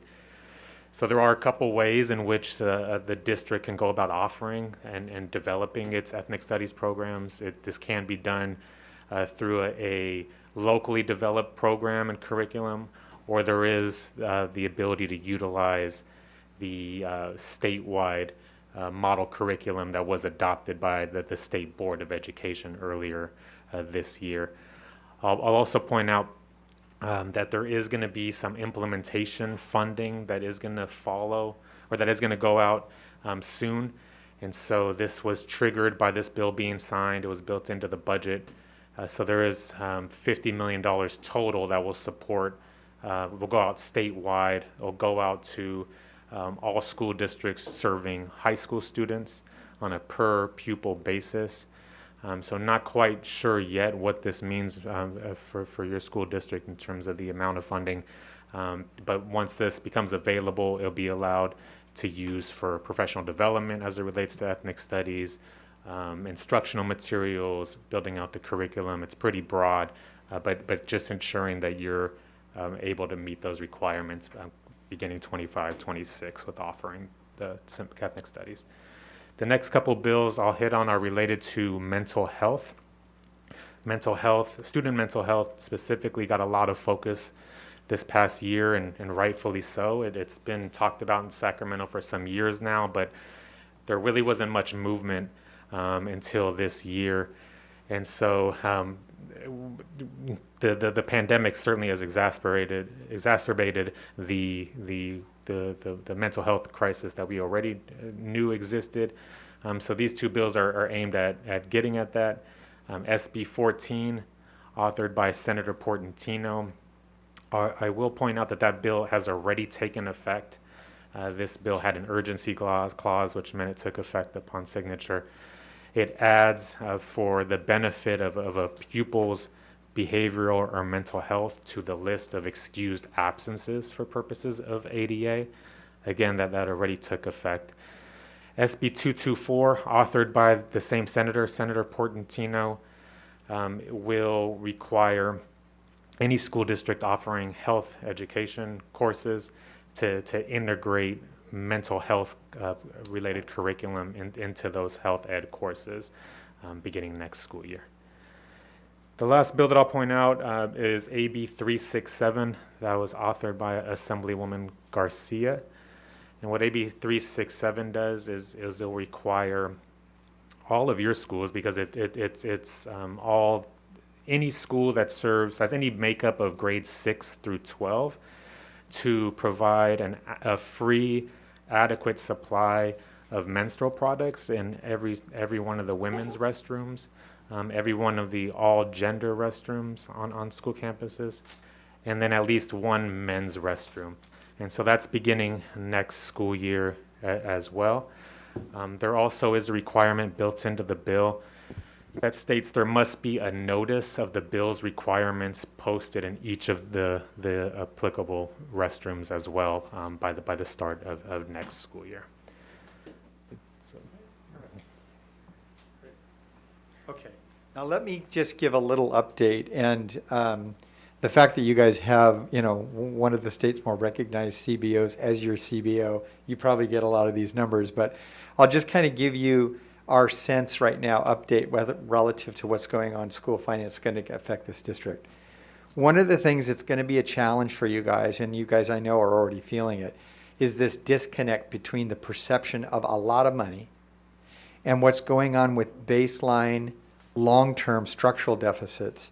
And it's a result of the disconnect in the legislature between piling a bunch of one-time money into districts that have big unduplicated accounts, that's this one, but not funneling, almost ignoring the base of LCFF. I mean, it got a modest increase, but when you look at it comparably, one-time money to ongoing money, the difference in the budget that was passed by the administration, by the governor and the legislature, was an 80-20 mix. 80% one-time money, 20% ongoing money in terms of the increase. So there's this huge public perception, and also a perception probably by all of those that work for us that, hey, we're rolling in dough, let's see all of this stuff. The problem is not sustainable over time. There's a lot of great one-time kinds of initiatives that we can do. And frankly, even with the federal money that has extended timelines that'll go out as much as 3 years, there's more that we can do with one-time money than we've ever been able to do.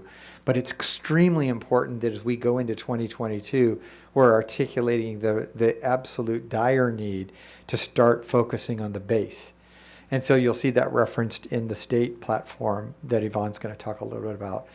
If you take a look at overall revenues, now, so one of the things that you guys all know, and you're extremely well aware of, and I think Mark Scavarna is probably still online, is that one of the things we pay attention to is current year and the following 2 years, and I know that's been drummed into you guys over and over again, is so that when people take a look at what the fiscal health of the district is, you're looking at that kind of a timeline. When you get a bunch of one-time money, it tends to mask or even push out the time that's sort of reckoning that you got to deal with some of these financial decisions. What's going to happen in this coming fiscal year, it's actually going to continue. It's going to actually get pushed out. And in some ways, that's good news, right? And that is that what we're looking at is just this exponential amount of one-time revenue again that's projected. We've never seen the Department of Finance or the nonpartisan legislative analysts give public opinions before November, and they're doing that. They're talking about what they see is these upward trajectory in overall revenues. And again, it's overall revenues to the state's general fund. Well, Prop 98 is in a calculation that gives us a straight percentage of what that increase is, 40% of every new dollar that comes in. So they're looking at these numbers, and it's been announced a couple of times what it is. Right now, the band is somewhere between $8 billion and $30 billion more than what was expected in the budget they just adopted during the summer. Now, that kind of a broad prognosis. It's good because they're big numbers, but it's so big that it's like, the pizza delivery guy saying I'll be there between noon and 9 p.m.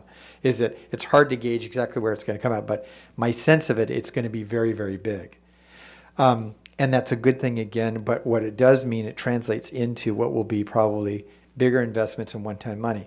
One of the things that we wish the legislature would do is, instead of creating a lot of strings attached to one-time objectives, is frankly, we miss Jerry Brown a little bit, is give us more the resources at the local level to put into things that are local priorities, instead of it all being tied down to very specific deliverables. So that's probably going to be a major point of emphasis. So it'll be a combination of saying, give us more flexibility with the one-time money that we may be getting next year in the budget that will be introduced on January the 10th. So we're going to be looking at that with all this large S. And then this issue about paying attention to the base with what are we doing with ongoing funding. One of the issues that Mrs. Salkeld led statewide that we've been involved with is a little known issue called maintenance of effort. And it sort of marries together two really important issues we're working on. One is overall school finance, but the other is special ed. When the federal government gave California and schools all over the country a bunch of one-time money and said, we want you to spend this on special ed, states had a lot of flexibility in how they could spend it. So the state took in the money, and instead of putting those federal dollars into special ed, they had other kinds of priorities, and in the mix of money, they gave us a like amount of money, but it was state dollars, not federal dollars. Well, what policymakers weren't thinking of at the state level is that when you give us increased special ed dollars out of state resources, it increases what's called a maintenance of effort. It's an obligation that we have to maintain that higher level of spending in perpetuity. Well, the problem with that is you've just given us one-time money for kids with disabilities. We want that money. But if we got the obligation to now make up that difference going forward, and you're not going to backfill that for us, you're not going to sustain that commitment, that's a major problem. So we did a conference call, and again, we had a number of people on the call. The superintendent and your CBO led the conversation with a bunch of statewide leaders, with the Assistant Secretary of Education for Special Ed and Rehabilitative Services, and we're articulating these issues to them.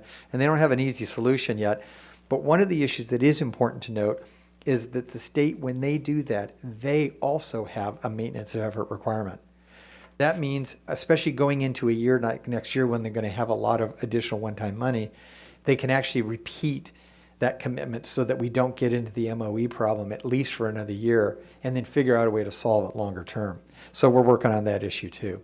So Fiscal Outlook looks very good. We're going to get a report in another week from the nonpartisan legislative analysts. It's a 5-year forecast. It looks back, basically current year and the prior year, and it looks forward a couple of years of what the fiscal outlook looks like. So get ready that in a couple of weeks, both at the CASBO CBO conference that'll happen with all the CFOs in the state, and at the CSBA conference, there's going to be a lot of talk about the numbers that are going to be announced in a week about the prognosis, and it's all going to be good numbers.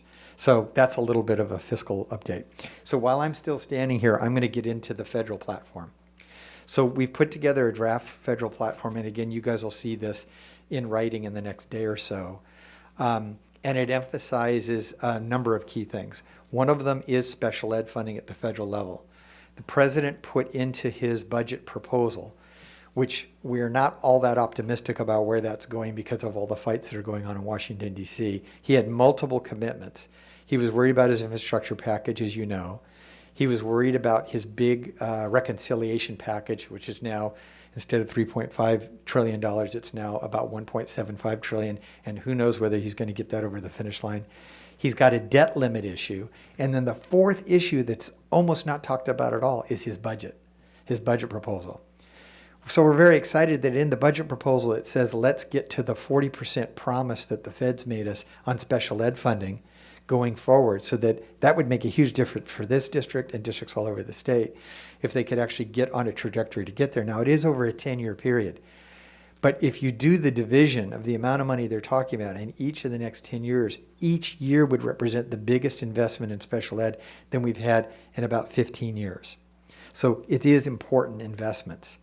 We're not sure where that's headed. The second piece of the budget proposal the president has is around Title I. a tripling of Title I over a multiple-year period too, and that absolutely affects this district too. And the reason why those two things are important in a federal platform for us to be advocating for is because they help to address that stability in our base.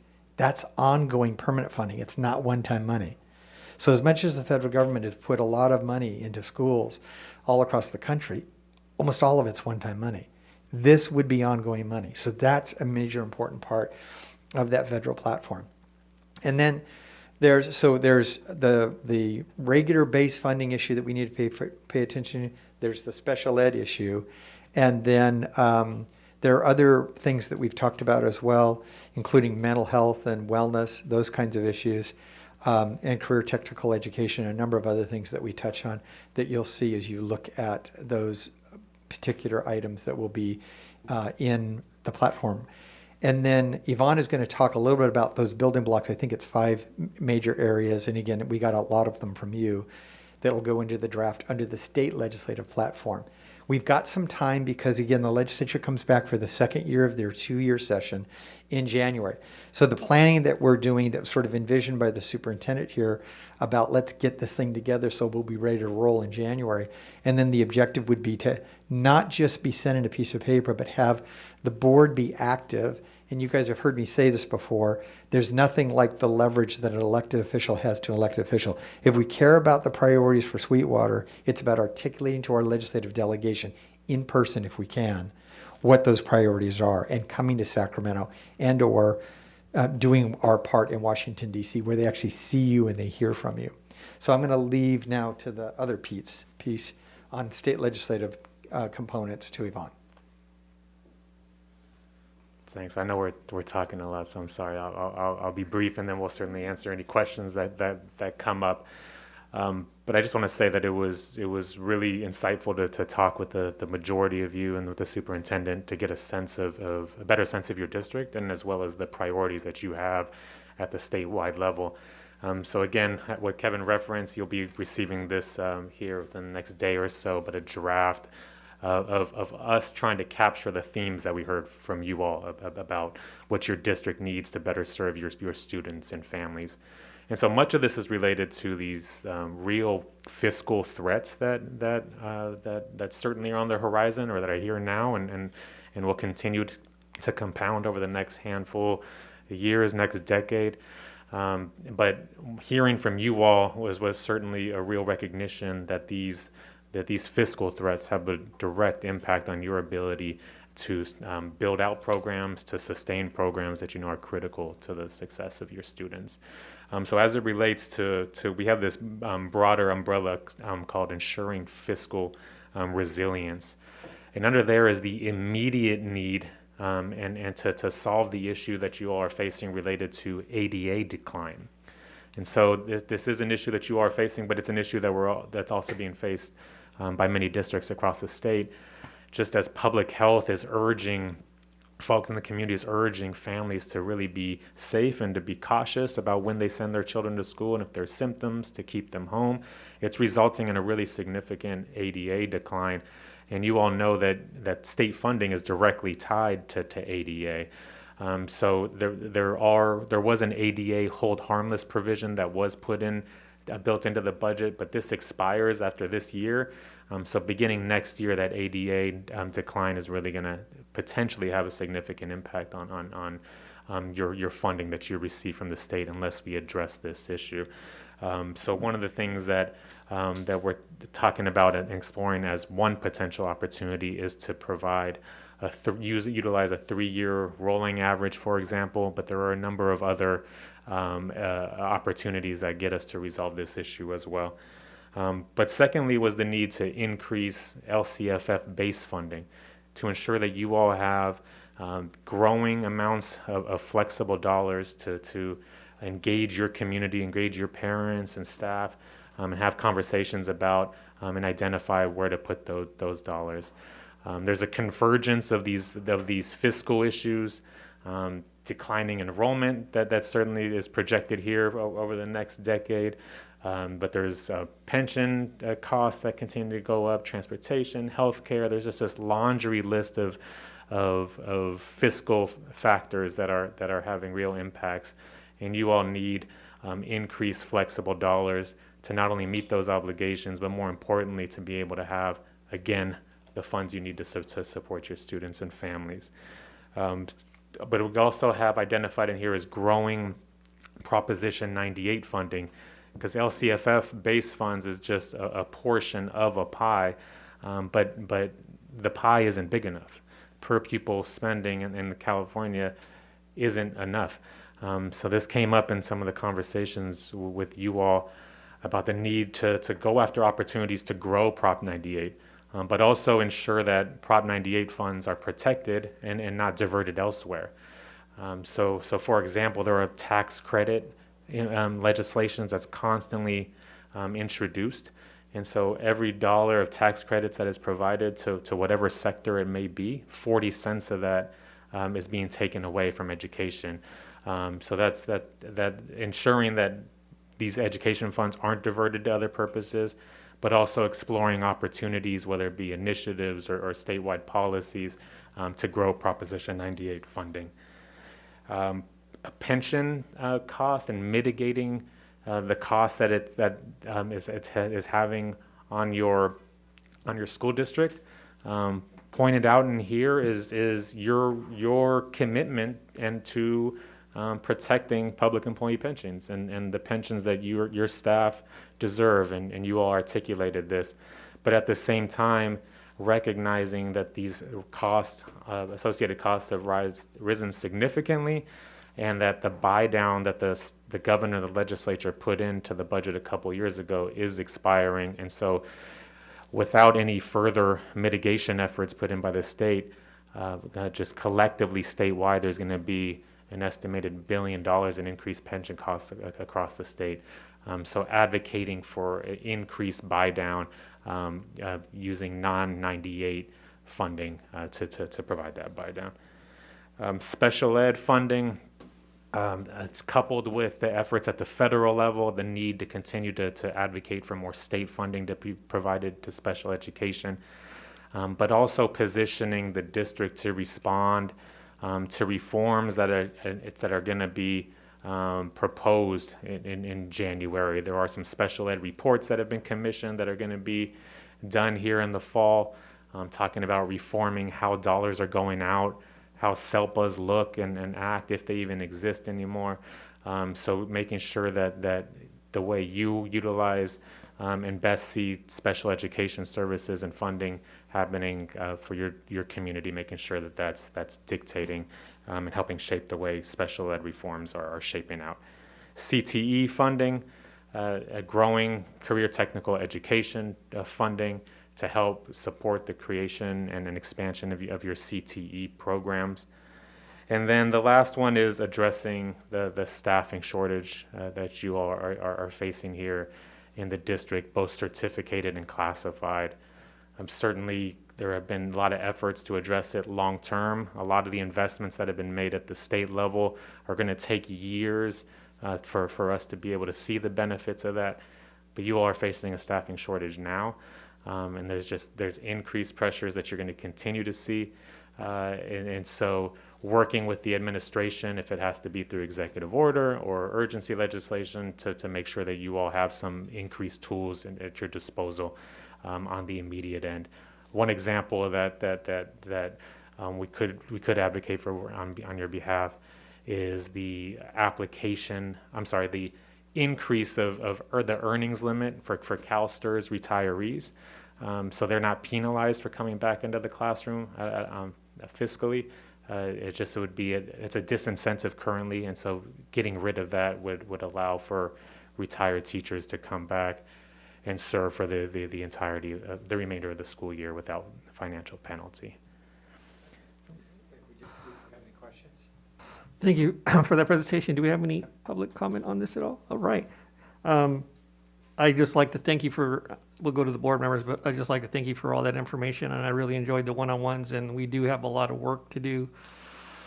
And I know, yes, Dr. Selkal is a critical piece here, and she's a good leader in everything that we try to do as we have regained our footing here. And in a financial sense in other ways. But there was a lot of information, and I look forward to seeing that, the draft and working with that. And I would agree that I've done lobbying in the past, in my past life career, and advocating in person, is critical. And for you to see, you can send emails, but if you could do some one-on-ones or groups with a team going up there to see them at the state and federal level is, you really can make a difference. And I learned that, with my last career. And with that, I'll go to Dr. Aguerry. Dr.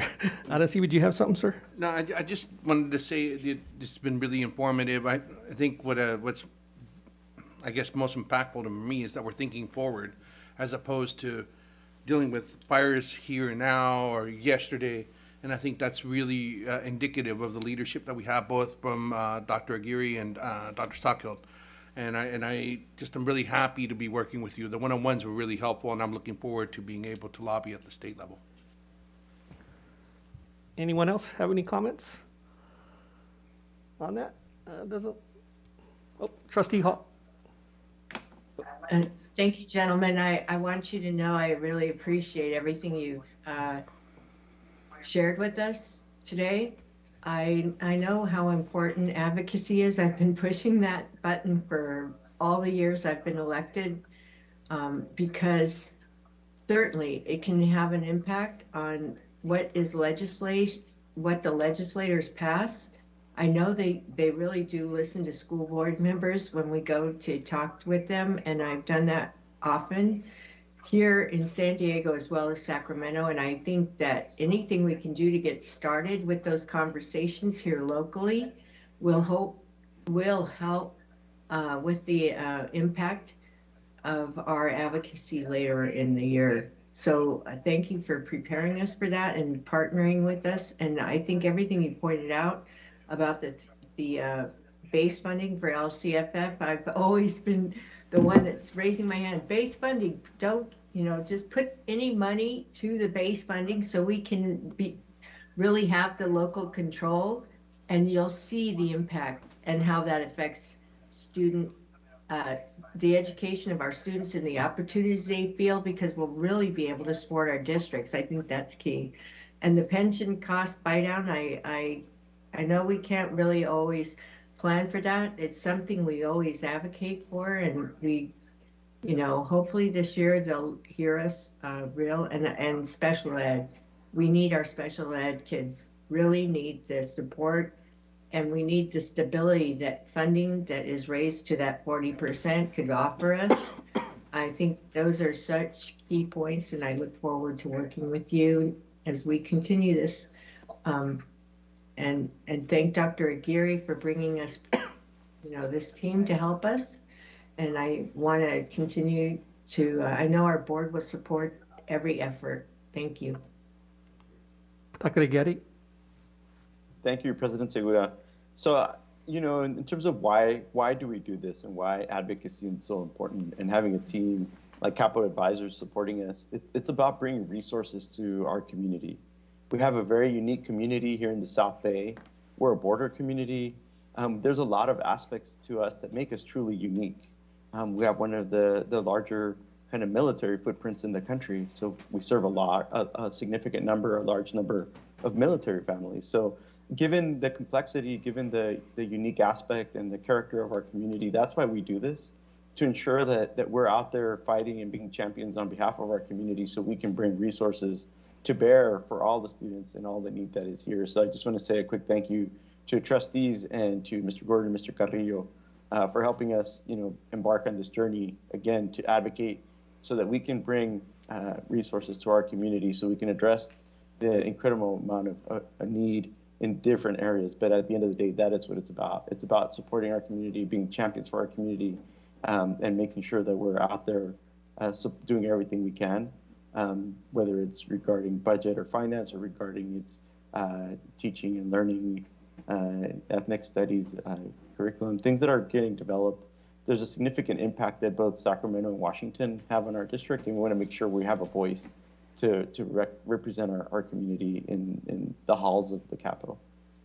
So thank you, Mr. Gordon, and thank you, Mr. Carrillo. Thank you, gentlemen, for your presentation, and good seeing you, and good work. Why don't we go to F4 and get through that, then take a short break. F3. F3, we just did F4, thank you. So I'll go first on F4, F3. So as you see, Mr. Tarantino is here, and he said it was okay if I just mentioned he had a medical procedure, and that's why he's not here, and we wish him well.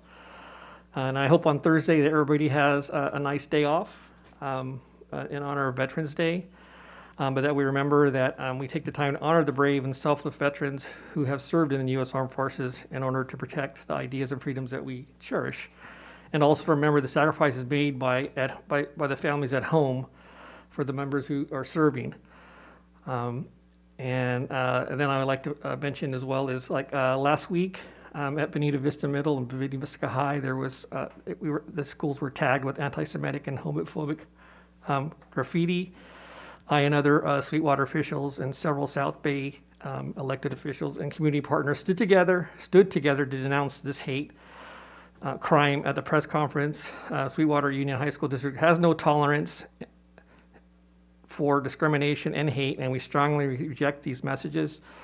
Chula Vista Council Member Steve Padilla, who serves that area, suggested holding a regional symposium on hate and conflict to get to the root cause, and I believe Sweetwater should participate in that symposium when it's finalized.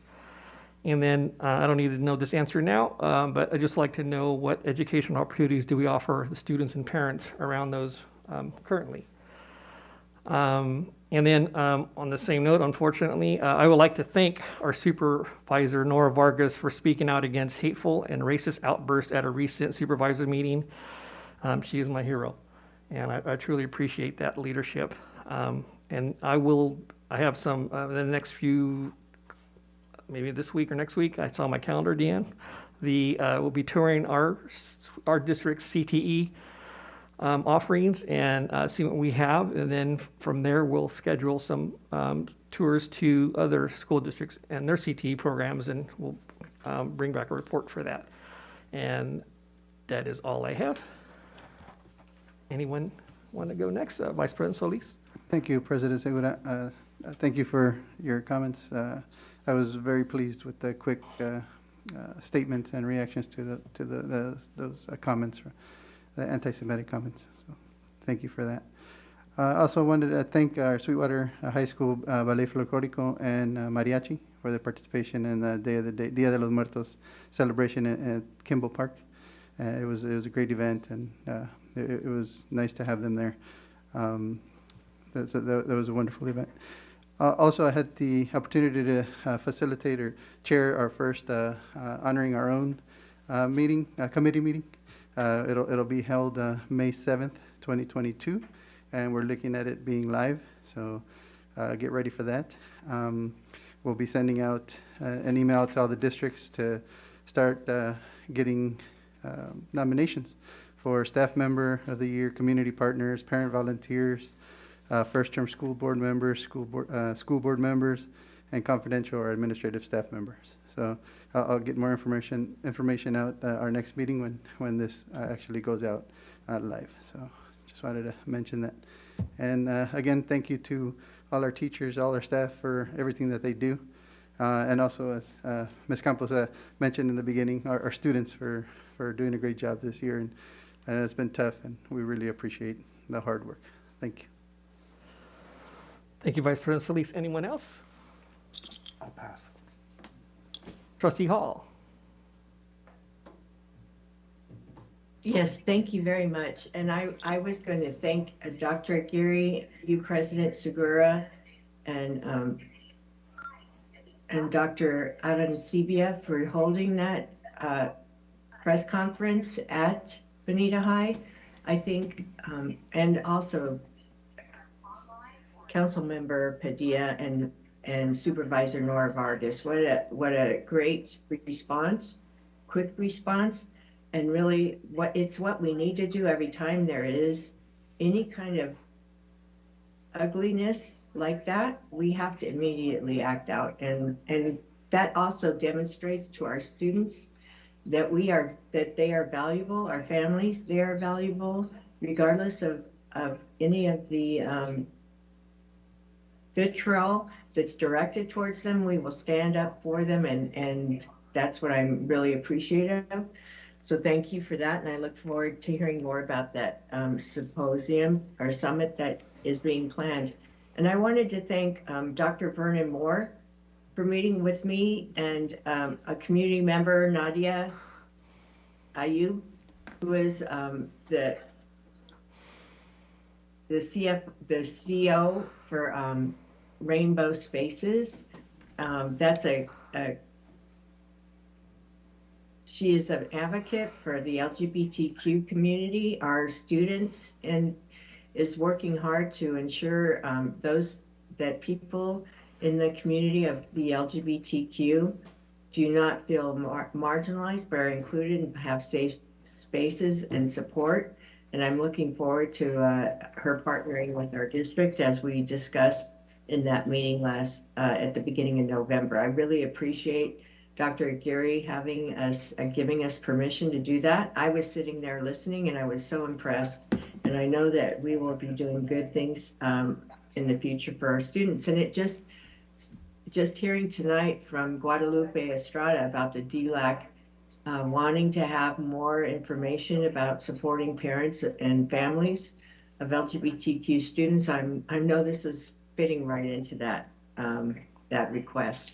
So I'm very happy about that. I also attended the California Latino School Boards Association Summit. It was a unity summit, really great speakers. It was for 2 days last week, and there's a lot of great information that was shared.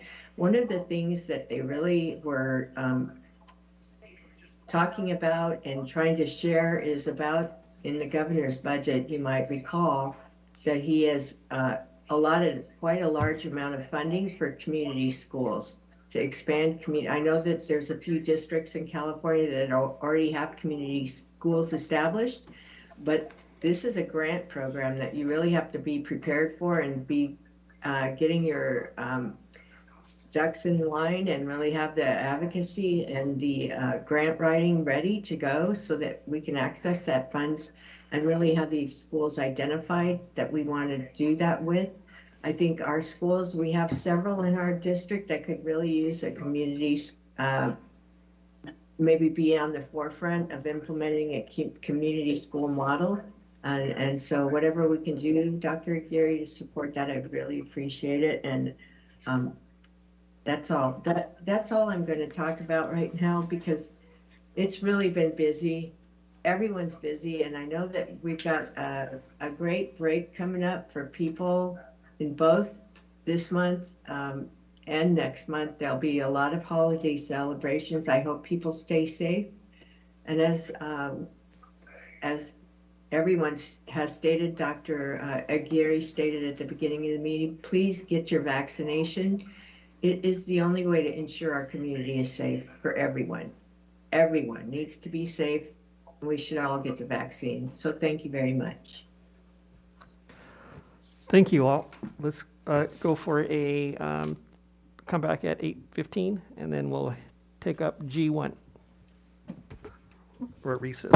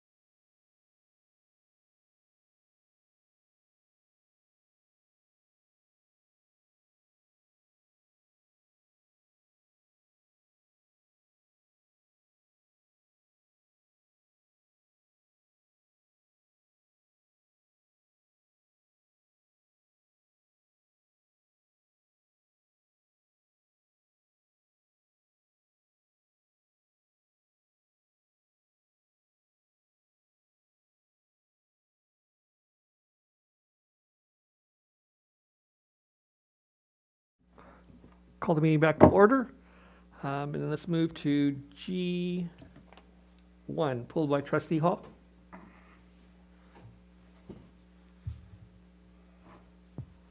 Yes. Actually, there were 3 items, and my question is all the same. On G1 and G4, these are like items that were purchased.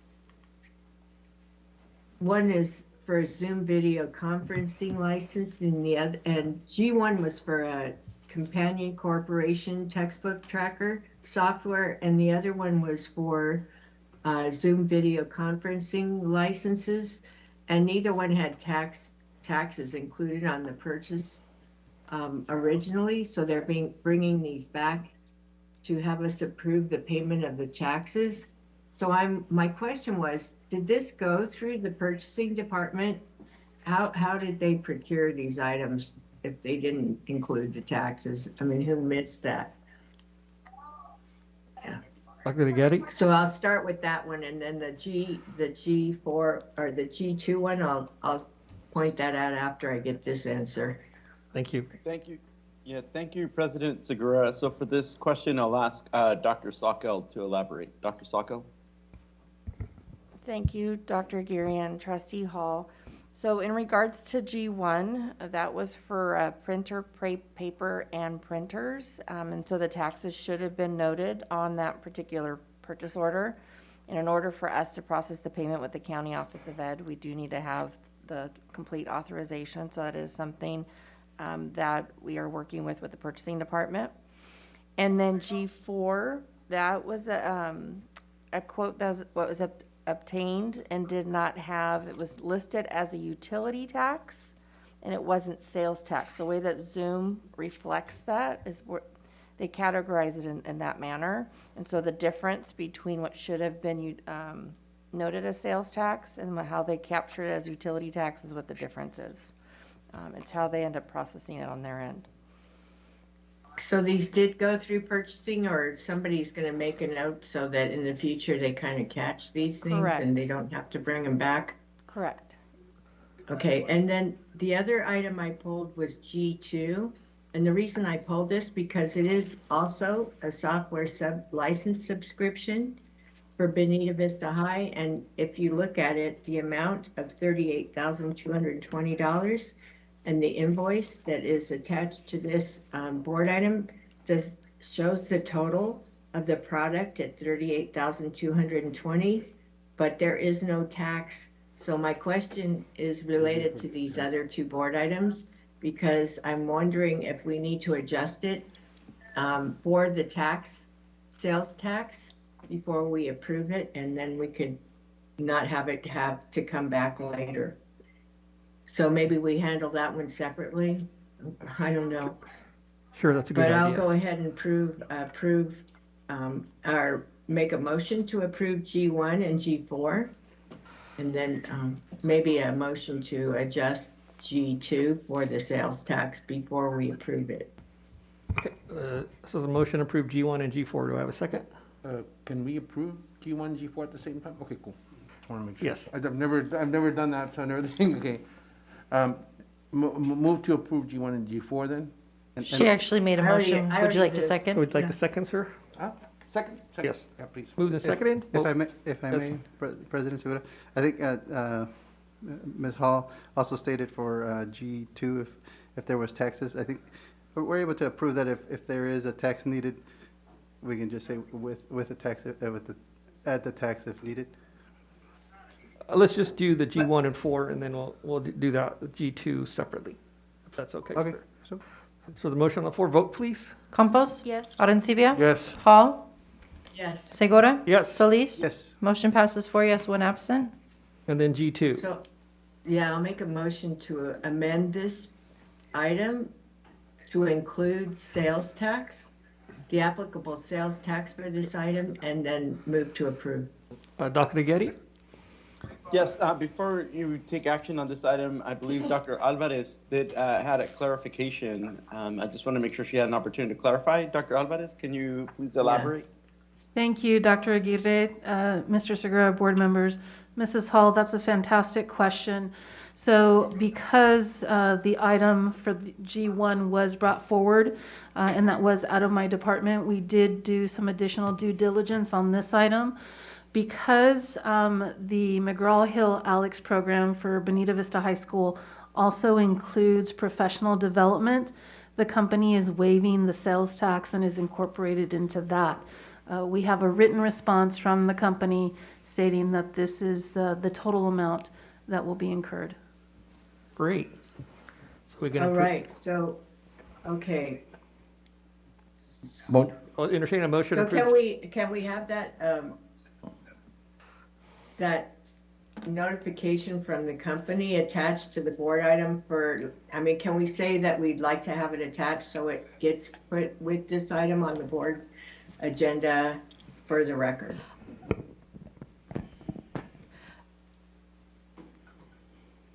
Thank you, Okay. Trustee Hall. I'll ask Ms. Vicedo to ask if she can upload that document upon receipt.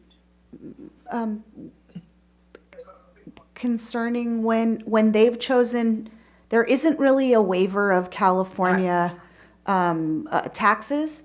And so I think what is important would be for us to note that they have, as the second part of what Dr. Alvarez said, if that email uses the word waive, we would likely need to ask them to rewrite it, that they have decided to pay the portion of sales tax on our behalf, because we can't waive Governor Newsom's taxes. Right, so should we table this item for No, next no, time? no. Let's go to Dr. Selkout. You have Yes, thank some you. input? President Segura, I'd like to mention too, this does have, it's a software subscription, and typically software subscriptions are not taxed. So I think that's the other consideration with this item here. So software subscriptions are not, but software licenses are? But there, it's a license, is that right, Dr. Alvarez? Like a software subscription? So it's a combination of both, I believe. So ALEX is an online program that students and teachers will have access to. So what's the difference between the license on G2 and G4 and G1? Because G1's software and G2 is a conferencing software, so a tool that is basically a licensed software. May I address G1? Yes. So G1, the only portion that we are being taxed on is actually the hardware. We're not being taxed on the license or subscription. So it's just the hardware for the ALEX companion. Thank you for that clarification. So do we need to do anything other than just pass it as written? Go to Superintendent Aguerry. Thank you, President Segura. Based on the information that was shared at this point in time, the recommendation is that it's approved as written. Again, with the amounts that are written, we can upload the document if there's a desire to do that for posterity's sake. But again, at this point in time, we have assurance from the company that this is the amount, whether they end up covering or this is part of a software license that's not taxable. That is what staff is reporting to me. Move to approve. President Segura, if I may? Sure. I'm sorry, Arturo. No, it's okay. If we do want that document, I think we need to take our council's advice to have them rewrite it to where they're paying our portion of the tax, because we don't want to get into any situation where we're not paying taxes. I think that, thank you, Mr. Solis. I think that just passing the item as it is right now without any additional documentation other than the terms and conditions which directly address taxation is probably our best bet.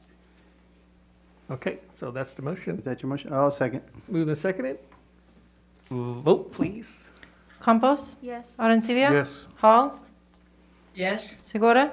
Yes. Solis? Yes. Motion passes 4 yes, 1 absent. Alrighty, G7.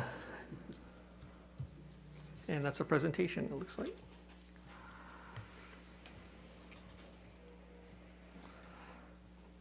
Dr. Aguerry? There. Thank you, President Segura. Yes, for this item, I'll ask Dr. Winters to present. Again, this is for an educator effectiveness grant that the state of California is providing. It is over multiple, it is a grant that is over multiple years. So I'll ask Dr. Winters to present the information regarding this educator effectiveness grant and kind of what are some of the thoughts behind this preliminary proposal that's being presented to the board. It will return at a subsequent meeting, but I cede the floor to Dr. Winters.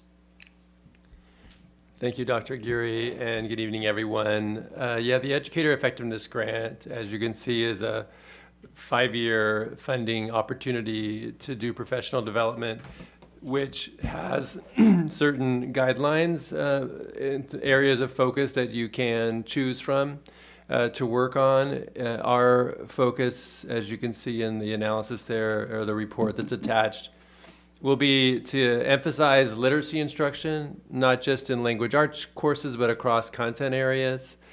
Another area that is allowable and encouraged in the grant is to work on coaching and mentoring.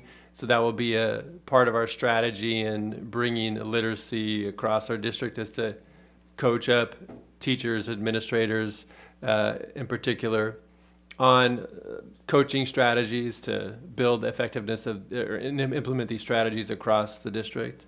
This is a very preliminary plan. We have reached out to our partners in SEA to begin a dialogue with them as we work out the details of this plan over the next few months, so that we can have partnership in terms of what strategy we'll use to really design the details of this plan in the years to come.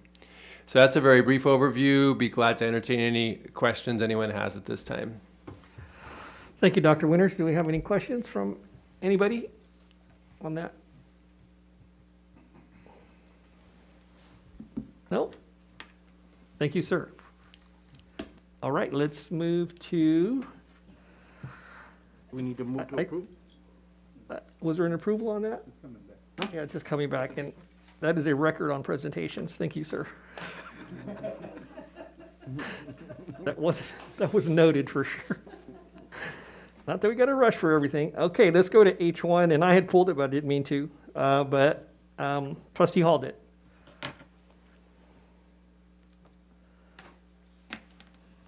Thank you, President Segura. My only question on this one was, how were the schools chosen? I think it's really great that we're putting wellness together out into our schools, and I know that that's something that will benefit our students. So my question was, there's only 5 schools listed, so how were they chosen? And is the plan for is this a pilot program, and are we going to expand it? What's the plan for expanding it if we are? Because I think other schools would benefit from it as well. So that's my question. Thank you.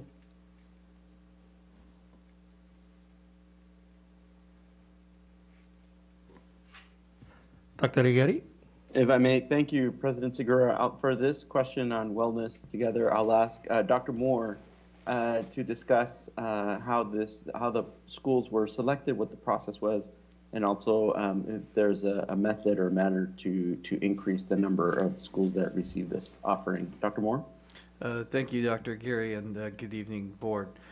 The Wellness Together contract and services have actually been in place for several years. This is, I think, the 5th year extension on this particular contract.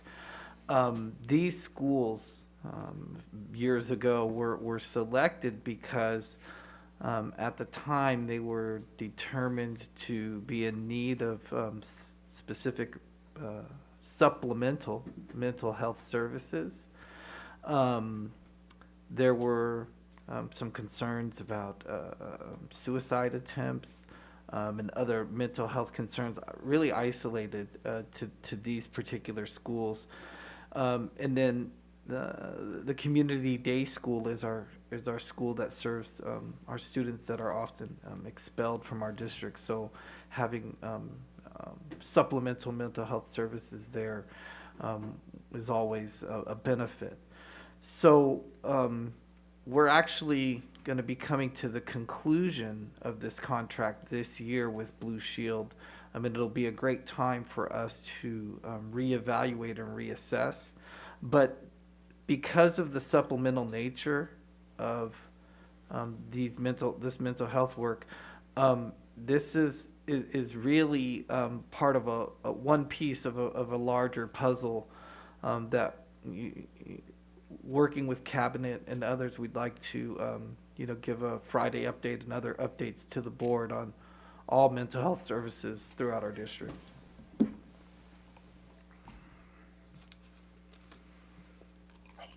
Thank you. I would hope, I do understand that there is a lot of need, especially now as we come back from a year and a half of shutdown and the pandemic and all the different impacts it has had on our families and students and staff.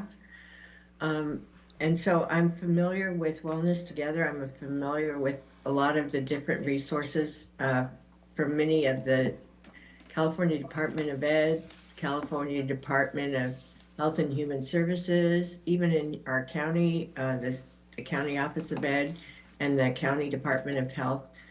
They have really a lot of services now that are especially important for every family. So I really appreciate the fact that you're going to come back and present and expand on how we're going to expand the services, because it's like last meeting we approved the Tariq Camisa Foundation to be, and I'm really excited about, I was so excited to see that contract coming forward.